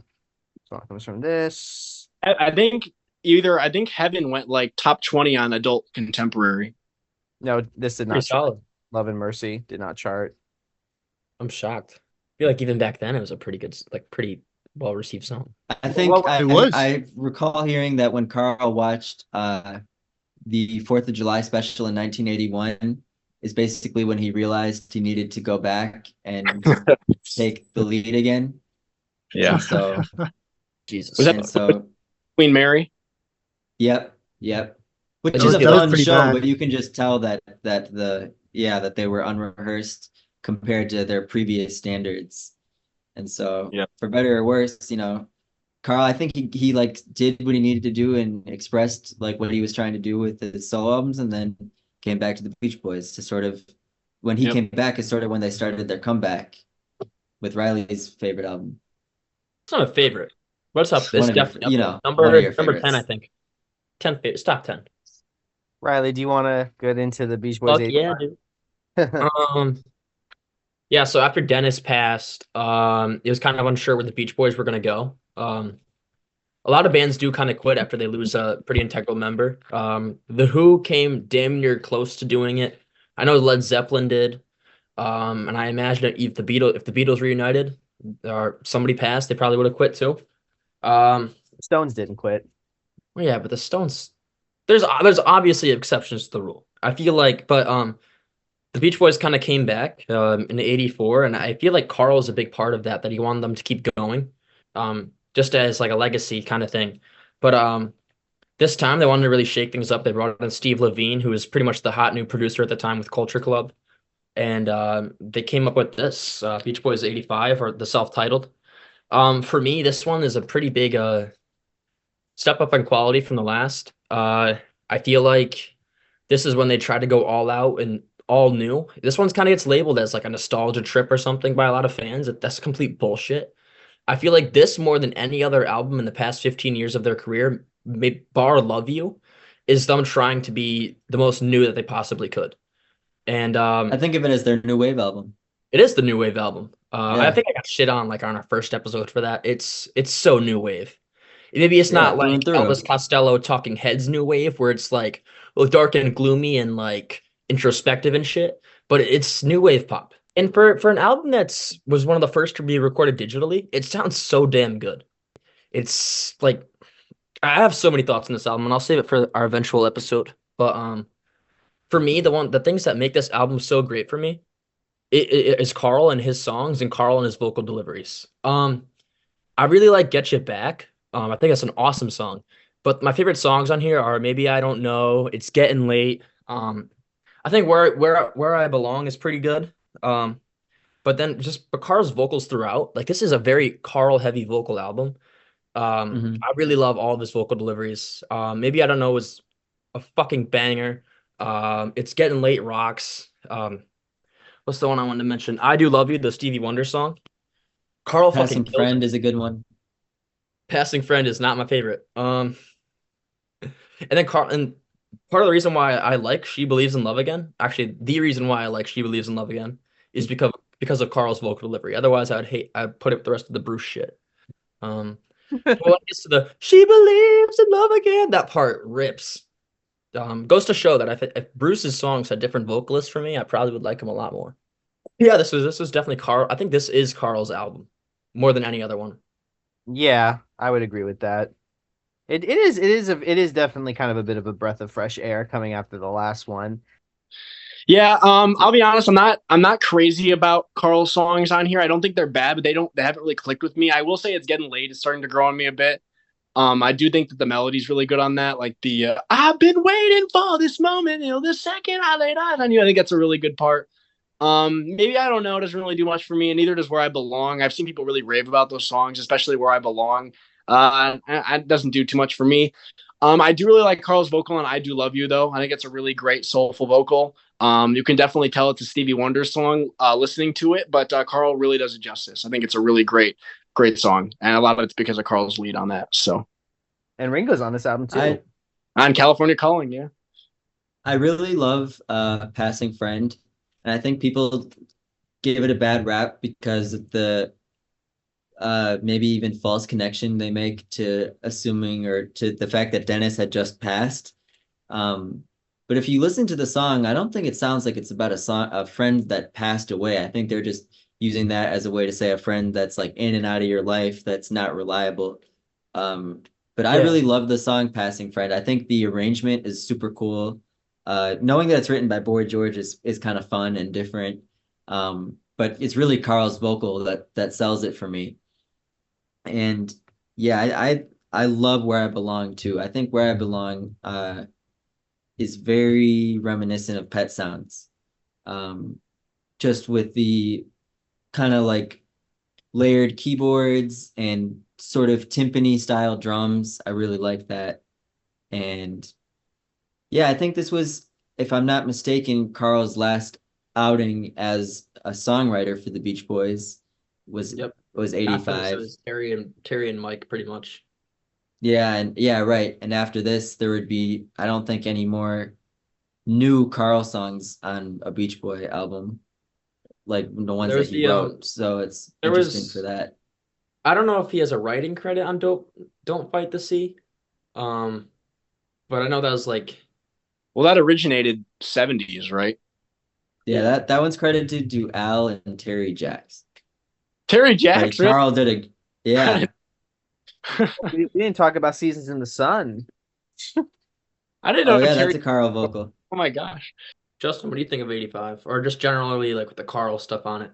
Yeah, this album for me is all about Carl's vocals. I think these are some of the strongest vocals he ever recorded.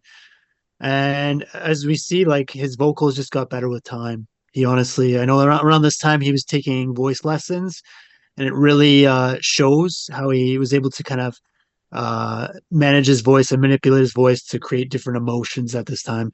Because his vocals took on a lot more of an emotive quality around this point, in my opinion.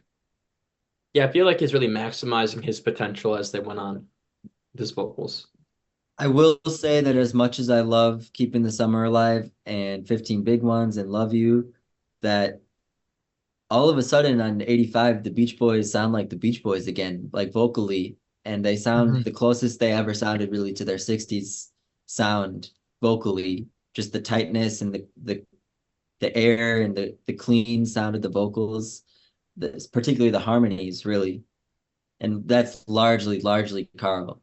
I think he was the one that went over because it was recorded in London. I think he went over the most out of all the other guys to Yeah, actually record. I think it's again the case of him and Bruce being the only ones that are on everything, and the other guys are just kind of on their own songs. In and out, yeah. All right, so we can move on then. If you, that's everything for 85. 1989, the Beach Boys released "Still Cruisin'," which mostly consists of it's movie soundtrack songs plus a few additional new songs. So of Carl's contributions on here in terms of like vocals, I love Carl's part on the title track, "Still Cruising," like where Carl goes, "When we go cruising," everything is. I always love that. On "In My Car," I love Carl when he sings the chorus, the first chorus, the "I'm captain of my destiny." I love the way that he sings that. Kokomo, obviously, Carl has that really gorgeous part. That's my favorite part of the song.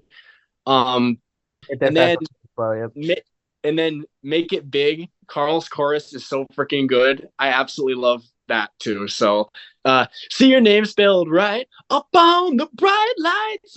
I love that. That song's so much fun. And "Somewhere Near Japan," he does like the "My engine's all burned out." And then Island Girl, she's kind of sass. I love Island Girl. I love Island Girl too. I don't like. So it's interesting that Carl didn't write any of these, but like we've been saying, this is really the album or the point where I think every song, with the exception of Wipeout, has a section specifically where Carl sings. Yeah.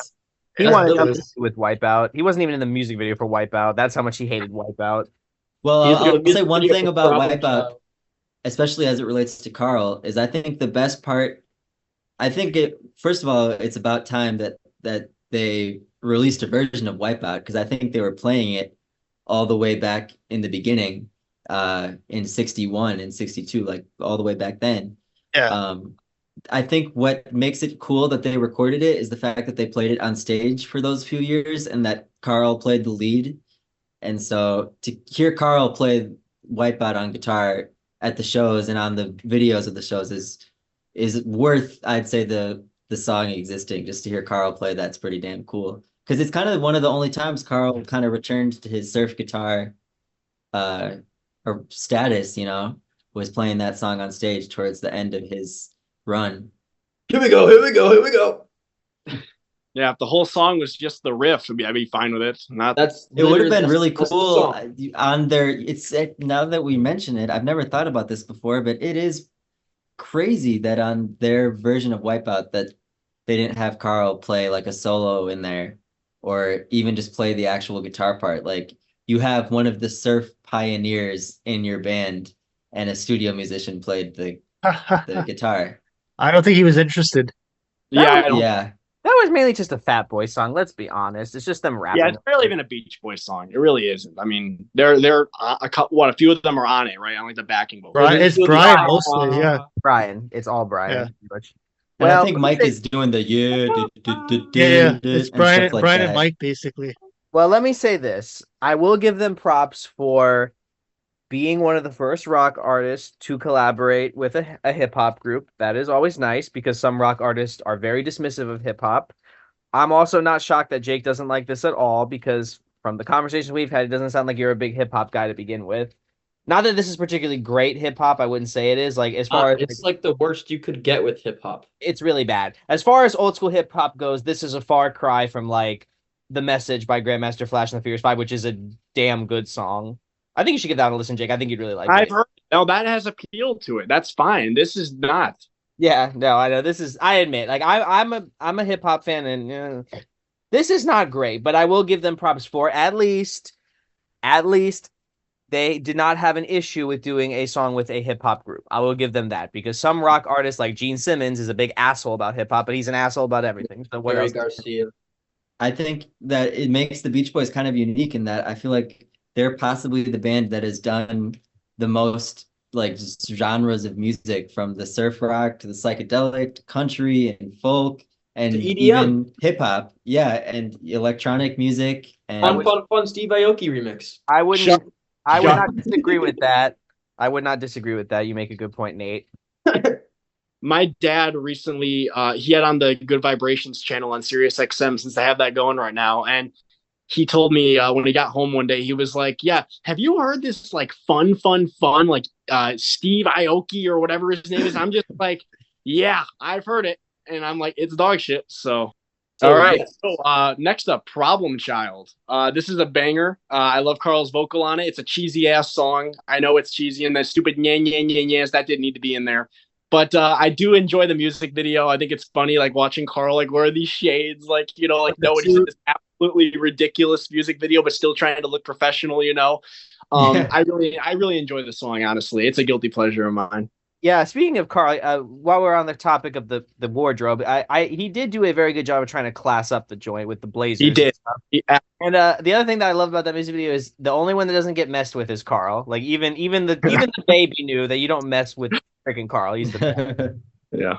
But I do agree. It's a catchy song. It's a catchy song. It's just cheesy, but so is like half their catalog. So what's new, Yeah. To me, that's part of the appeal. Like so many bands take themselves so seriously. Yeah. It's like, come on, like it's Yeah, just music. You wouldn't see Pink Floyd Have doing some a fun, job, and the Beach Boys just fully embrace having fun and being silly and not being too serious. I agree with So that. for me, And that's part of the whole appeal.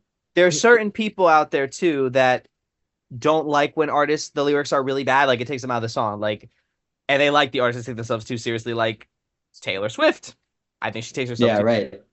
Now I get what you're saying though, and then you have artists that kind of toe the line, like David Bowie. Like some songs he took himself seriously, but then he's doing shit like the Laughing Gnome. Laughing Gnome. That was not taken seriously at all.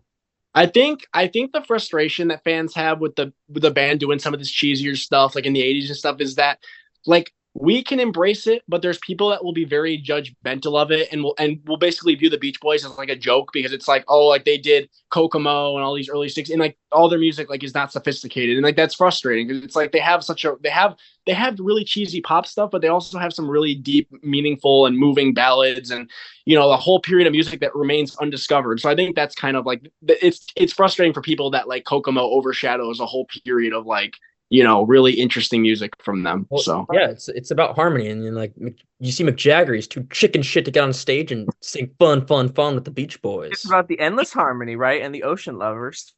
Ocean lovers. I do think that Carl's vocal on Kokomo is like some of the best few seconds on tape ever recorded. Like, it just sounds like he's singing from heaven. Like. And I wonder if that song would have even been a hit if it didn't have those few bars of Carl, Yeah. Carl I think that sold it. Anything. He could sing anything.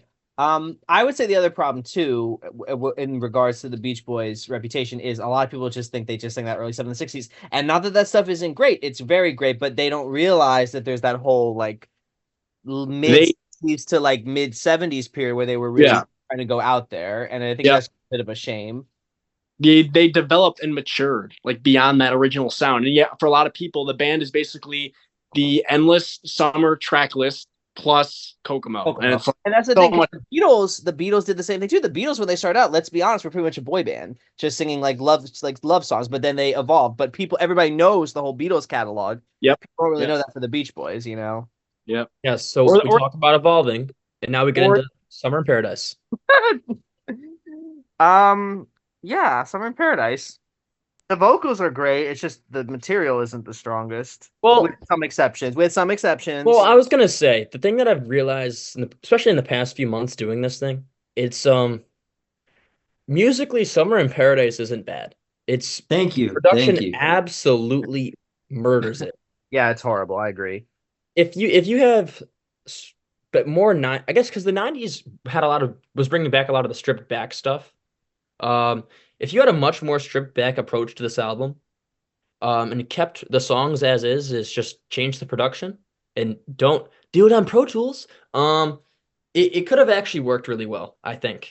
At least it wouldn't have been like a freaking masterpiece like Mike Love said it was, but it would have been like it's an okay 90s Beach Boys album. Couple of good songs, nothing crazy though. Yeah. But me, part of what makes it, I think it's a really like cool album despite like its flaws. And I think the Pro Tools, it being the first done on Pro Tools, is one of the things that makes it so interesting to me. And of course it explains like why the mixing and why the arrangements are so robotic sounding. But I think I've said this to you guys before, but to me it just reminds me that this is the same band that innovated tape splicing with Good Vibrations, and Bruce was one of the first pop artists to use 8-track on Summer Means Fun back when he was Bruce and Terry. And so like they were some of the earliest pioneers of using sound effects with the Smile era stuff and Pet Sounds. And they just were always striving for innovation. So to me, the using Pro Tools so early was just a continuation of that, always wanting to experiment. Yeah, and as me being a big nerd, I think it's cool they did it on a Mac Quadra, which is pretty cool. I'm a big vintage Apple fan, so that's kind of cool. I think it kind of says the why people weren't really using Pro Tools, just because it's just so dated sounding. Like, and I could just imagine someone like Steve Albini spinning in his grave because he hated the whole concept of anything digital. I know he was a big analog devotee. But as for the Carl stuff on here, though, his it's pretty well said throughout the whole entire community that the best parts of this album are the Carl parts. Lahaina. Had fun in the summertime. He sounds really good on. I think that song is not as bad as people make it out to be. It's not like the production kills it, but like the vocal performance and the No, not bad. yeah, it's pretty solid. It's a solid cover. But this surprised it wasn't a pretty hit. Mike heavy though. So Yeah, Yeah. and you have like the lows of like Summer of Love. I don't know what that is even supposed to. It's like unintentionally funny because of how bad it is. And then the remake of Surfing, I just think was kind of a disaster too. I'll- Oh god. That But didn't I'll it's cool to defend, hear Carl sing co-lead on Surfing. That's pretty neat. But it's got a good vocal, but did they really need to remake that song? I don't even think it was that great to begin with, to be honest. Carl could not save that one, unfortunately. That's a mess. And then there's, of course, Jake's favorite, the John Stamos version of Forever, which I'll be honest with you, I don't really think is that bad, but I get why you no, hate it is. What version? What are you John- talking about? the non-existent. I mean, like I said, I respect him for at least bringing attention to a lesser-known Dennis cut. It's a I little totally agree. There's a different approach that he could have gone. He could have if they just straight up ripped the Full House version, I would have been happy. That would have been fun. with the choir, like the one choir and the piano. That's all you need. yeah, from the wedding episode, yeah. But no. But I said they turned it into like a Richard Marx song. I know. yeah, but it's pretty funny to me that some of the best moments on this album are when Mike is not singing. For me personally. Surfer Joe. Okay, I do like Still Surfing in Island. Yeah, that's a good song. It's a good song. But those are my two exceptions, but that's the same with any Beach Boys album. I like some songs by Mike, I like some songs by Carl, I like some songs by Brian. But do I want every single song on a Beach Boys album sung by one person? Probably not. Unless it's maybe Carl. Unless it's Carl, yeah. No, Lahaina Aloha for me is the highlight of this album, like the standout for sure. Carl's chorus, like the "you know I want to, but I can't stay." Carl sounds so good on that. Under the Boardwalk, I know it's a cheesy production, but I do think Carl delivers a really nice vocal on it. I think that helps carry that one. Listen to the UK version. The UK version is a bit more stripped back. Yeah, they released a lot of the album for the UK. I know. Walking in the Sand way more is stripped back. great. It sounds a lot better. Walking in the Sand, the production on the US version is a mess. Like it's like the blaring like saxophone, like the wow wow, and like, you know, the only good thing about it is that Carl is singing a really great lead vocal on it, like the "my baby went away." Like it's a really good vocal, but then the song is just obnoxious, and you have the remember or whatever the fuck that is. So that's kind of a mess. And then Hop On in the Summertime, it's not a bad cover. I agree with Riley. I do think the production hurts it, but I do like Mike and Carl's parts, and I think the "we can bow bow when we want to" is funny too. So bow bow if we want to. We can bow bow when we want. After school. I kind of agree, though. I kind of agree with what everybody said. It's like the material itself isn't the worst, with a few exceptions, of course. Like some songs are just badly conceived. It's the production that kills this record because it's just too. It's so. It almost sounded like it was dated the minute it was pressed. Like just that it is.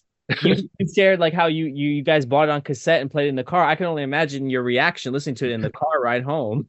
Yeah, if this came out in 1988, I'd be like, makes sense. But this came out in 92. Yeah, because by 92, Nirvana had already come out. That's and what I mean. There was a lot of artists were going for the stripped back sound. Even And- Prince was doing that then. He started Right. like more of a stripped back sound. He got rid of all the drum machines and everything like he did Right. like on Diamonds and Pearls and Love Symbol album. And then they come out with this. It's like, Yeah, that's what I mean. Like, there's so many stripped back stuff wasn't like a new concept for this specific year. People have been going back. People go back and forth all the time in music for stripped Yeah. back and overproduced. And this was the era where they're going back to stripped back.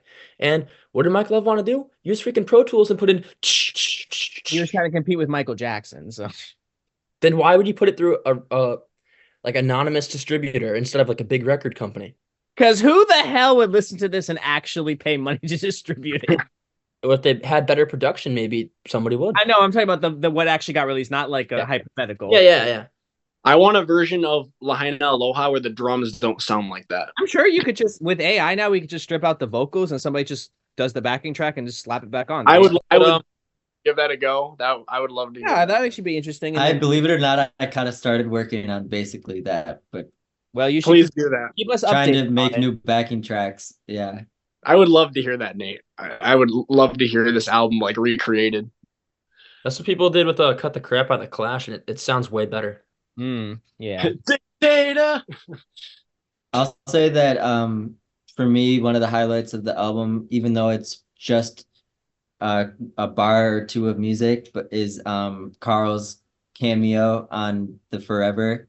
Hearing him like sing Shit, that what version line, is it? like knowing that it had been like 10 years since Dennis passed, and you're kind of hearing Carl's one of his final Beach Boy performances, even though you still got one more album, you're about getting to the end of the line.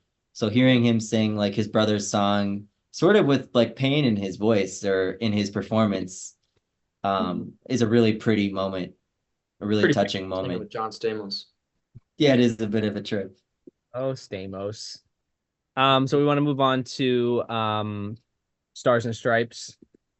I don't Cool. really have on it. Yeah, I gotta be honest. with you. I'm just gonna be honest right now. I have never listened to it. I have absolutely no interest in it. Really? There's a couple. Okay. There's As far as I'm concerned, it's a bunch of country artists coming and covering it, and they just add backing vocals. Not There's- Well, interested. no, so it's definitely not that, really. I mean, it is, but it's more. So Brian co-produced it and like oversaw all the backing tracks. All the band members were in the studio when the other artists were recording. And so for me, I felt the same way until I watched the Nashville Sounds documentary and saw how involved the band was. And Carl was really excited. Carl in the movie talks about how great the country performances are and how excited he was to be working with these people. And you can see in the movie that Carl was very present and laughing a lot and smiling a lot, and him and Brian were joking around. And I think Carl's vocals on Stars and Stripes are one of the best aspects. I'm not crazy about all the country performers, but I just listen to the harmonies, and it's kind of like the last hurrah of the original Beach Boys singing together, harmonizing together with Carl. And I think it's some of their best ever recorded harmonies. Like, two tracks stand out to me, and Warmth of the Sun, which unfortunately Carl isn't on, but I'd have to mention that. But That's a good also Caroline No, with Timothy the Schmidt. first time it has all the Beach Boys actually singing on it together. Yeah. And that one just takes my breath away. Don't Worry Baby 2 is another great one. I think it's definitely worth listening to. But for me, like I said, I didn't get it at all until I watched the movie, and then it clicked for me. Well, maybe I'll have to. You make a compelling case. Maybe I'll have to give it a listen. But Yeah, honestly, I question Carl's judgment of taking this over some of the Paley stuff, because I think what's that one song? Soul Searching. That's a fucking amazing song. Why did that sit in the vault? Why? That's an amazing song, and Carl kills it vocally. Great vocal, yeah. from Great Carl. vocal, amazing vocal. Like that's a song I could have heard on like an adult contemporary station in the mid '90s. Like Absolutely. could have been a hit, but it sat in the vault because Carl didn't like it.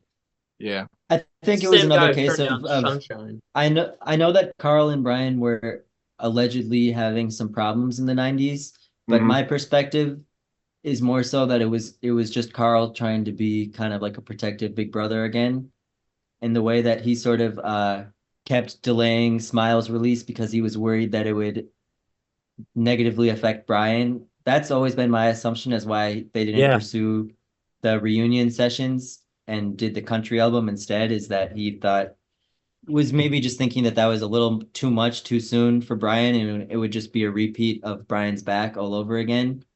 Well, he also And already that, lost Dennis at that point, so he's probably extra protective. Yeah, I guess right, that makes sense. right. And yeah, I think it's just like I'd say just as a huge fan of Carl and knowing that throughout the 90s he was already battling cancer by the time of Stars and Stripes, and he looks pretty ill in the documentary. I think he like fought so hard for so long, and so I appreciate his efforts on Summer in Paradise and Stars and Stripes. Even if the albums aren't perfect, one of the big reasons I listen to him, those albums, are to appreciate Carl's like final efforts. Yeah.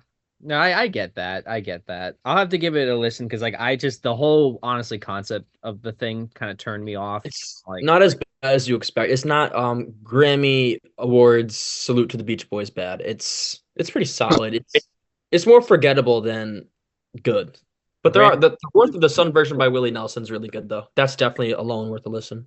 Grammys. And there's a lot of like Brian Wilson kind of flourishes because anything he produced, there's going to be those magical moments. It's interesting because Melinda felt that like he was treated like he was coddled too much because she said like, oh, they treated him like the lid. So I've heard that, and that's just not the impression I got at all from watching the movie.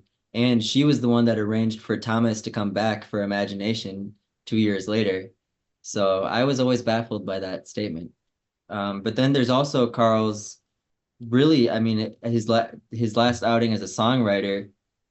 It's outside of the Beach Boys, but the Like a Brother album, which unfortunately was released after he passed away. And that's with Jerry Beckley and Robert Lamb. And Robert Justin. Lamb. Yep. Justin, I know you were a Beach Boys fan when Carl died. What was that like? I was sad. I was really sad, and I kind of knew it was over at that point, because he was such an integral member of the band, and his voice was so important to the harmonies. Like I said before, the harmonies and his lead vocals. Yeah. I wasn't sure if they'd be able to continue on, to be honest. Was it publicly known that he had cancer, or did he keep it hidden? I didn't hear anything about it until when he passed. Okay. Because I don't know if it was like some artists keep it hidden. This was pre-internet and all that, right? So like they didn't always give that information out, kind of thing. But I'm sure if you were at those last shows though, you knew, like you probably know that.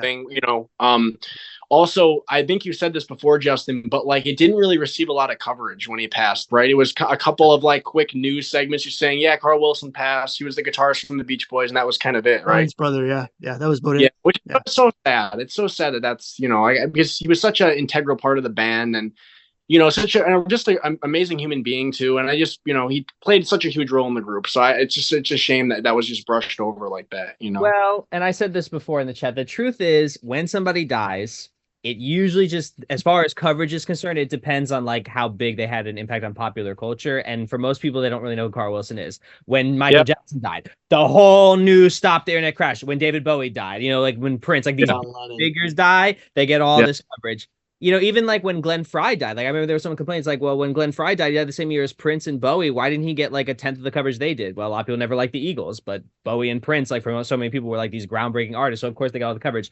It sucks, but unfortunately that's life sometimes. It's not fair, but it is what it is. Yeah, I will say I think nature is healing in that there was like a renewed spotlight put on Carl sort of during the reunion in 2012 when they had him on the video screen and featuring him in Don't Fight the Sea. And I know that they licensed Carl's interviews from the 1993 movie Beach Boys Today for the new Disney Plus movie. So Carl will be represented in the new Disney movie and he's in the book. So I do think if there was ever like a time in history when more and more people are finding out about who Carl is, it's probably today. Yeah. For sure. Yeah. For sure. Especially in like, this internet age that we live into. And let's face it, a lot of these albums, they didn't start getting like these 70s albums where Carl played such a huge part in them. They didn't start getting like all this reappraisal until the past couple decades, and a lot of them until after Carl had passed, because, when Carl passed, the internet was still kind of in its early stages and there just wasn't, like word just didn't get around about these albums. So Yeah. I'm really glad that there's been such a reappraisal and that, you know, we're growing up in an era and an age where like we're able to discover all this amazing music that maybe got overlooked for decades, but because of the internet and because of all these music sites and pages, we're able to find this amazing stuff. So one other song I wanted to mention that we haven't brought up yet. We did mention this song, "Don't Fight the Sea," and that was released on Al's solo album, "Postcard from California." One other track that was released by Al that features Carl was "Waves of Love." Mm-hmm. Really love Carl's vocal on that, like the "I'm riding on the waves of love." I think that's really nice. And it's great to hear Carl again on another song. So I thought that was a really nice vocal as well. We can probably wrap it up there. So thank you, everyone, for listening to this 23rd episode of Good Timin'. I hope you all enjoyed the show. I had a really good time discussing Carl's life and musical career with you guys, and I can't wait to do this again on our next Member Spotlight show. As always, if those of you listening like this podcast and want to hear more, feel free to subscribe or follow wherever you're listening. We greatly appreciate the support as it motivates us to make more episodes in the future.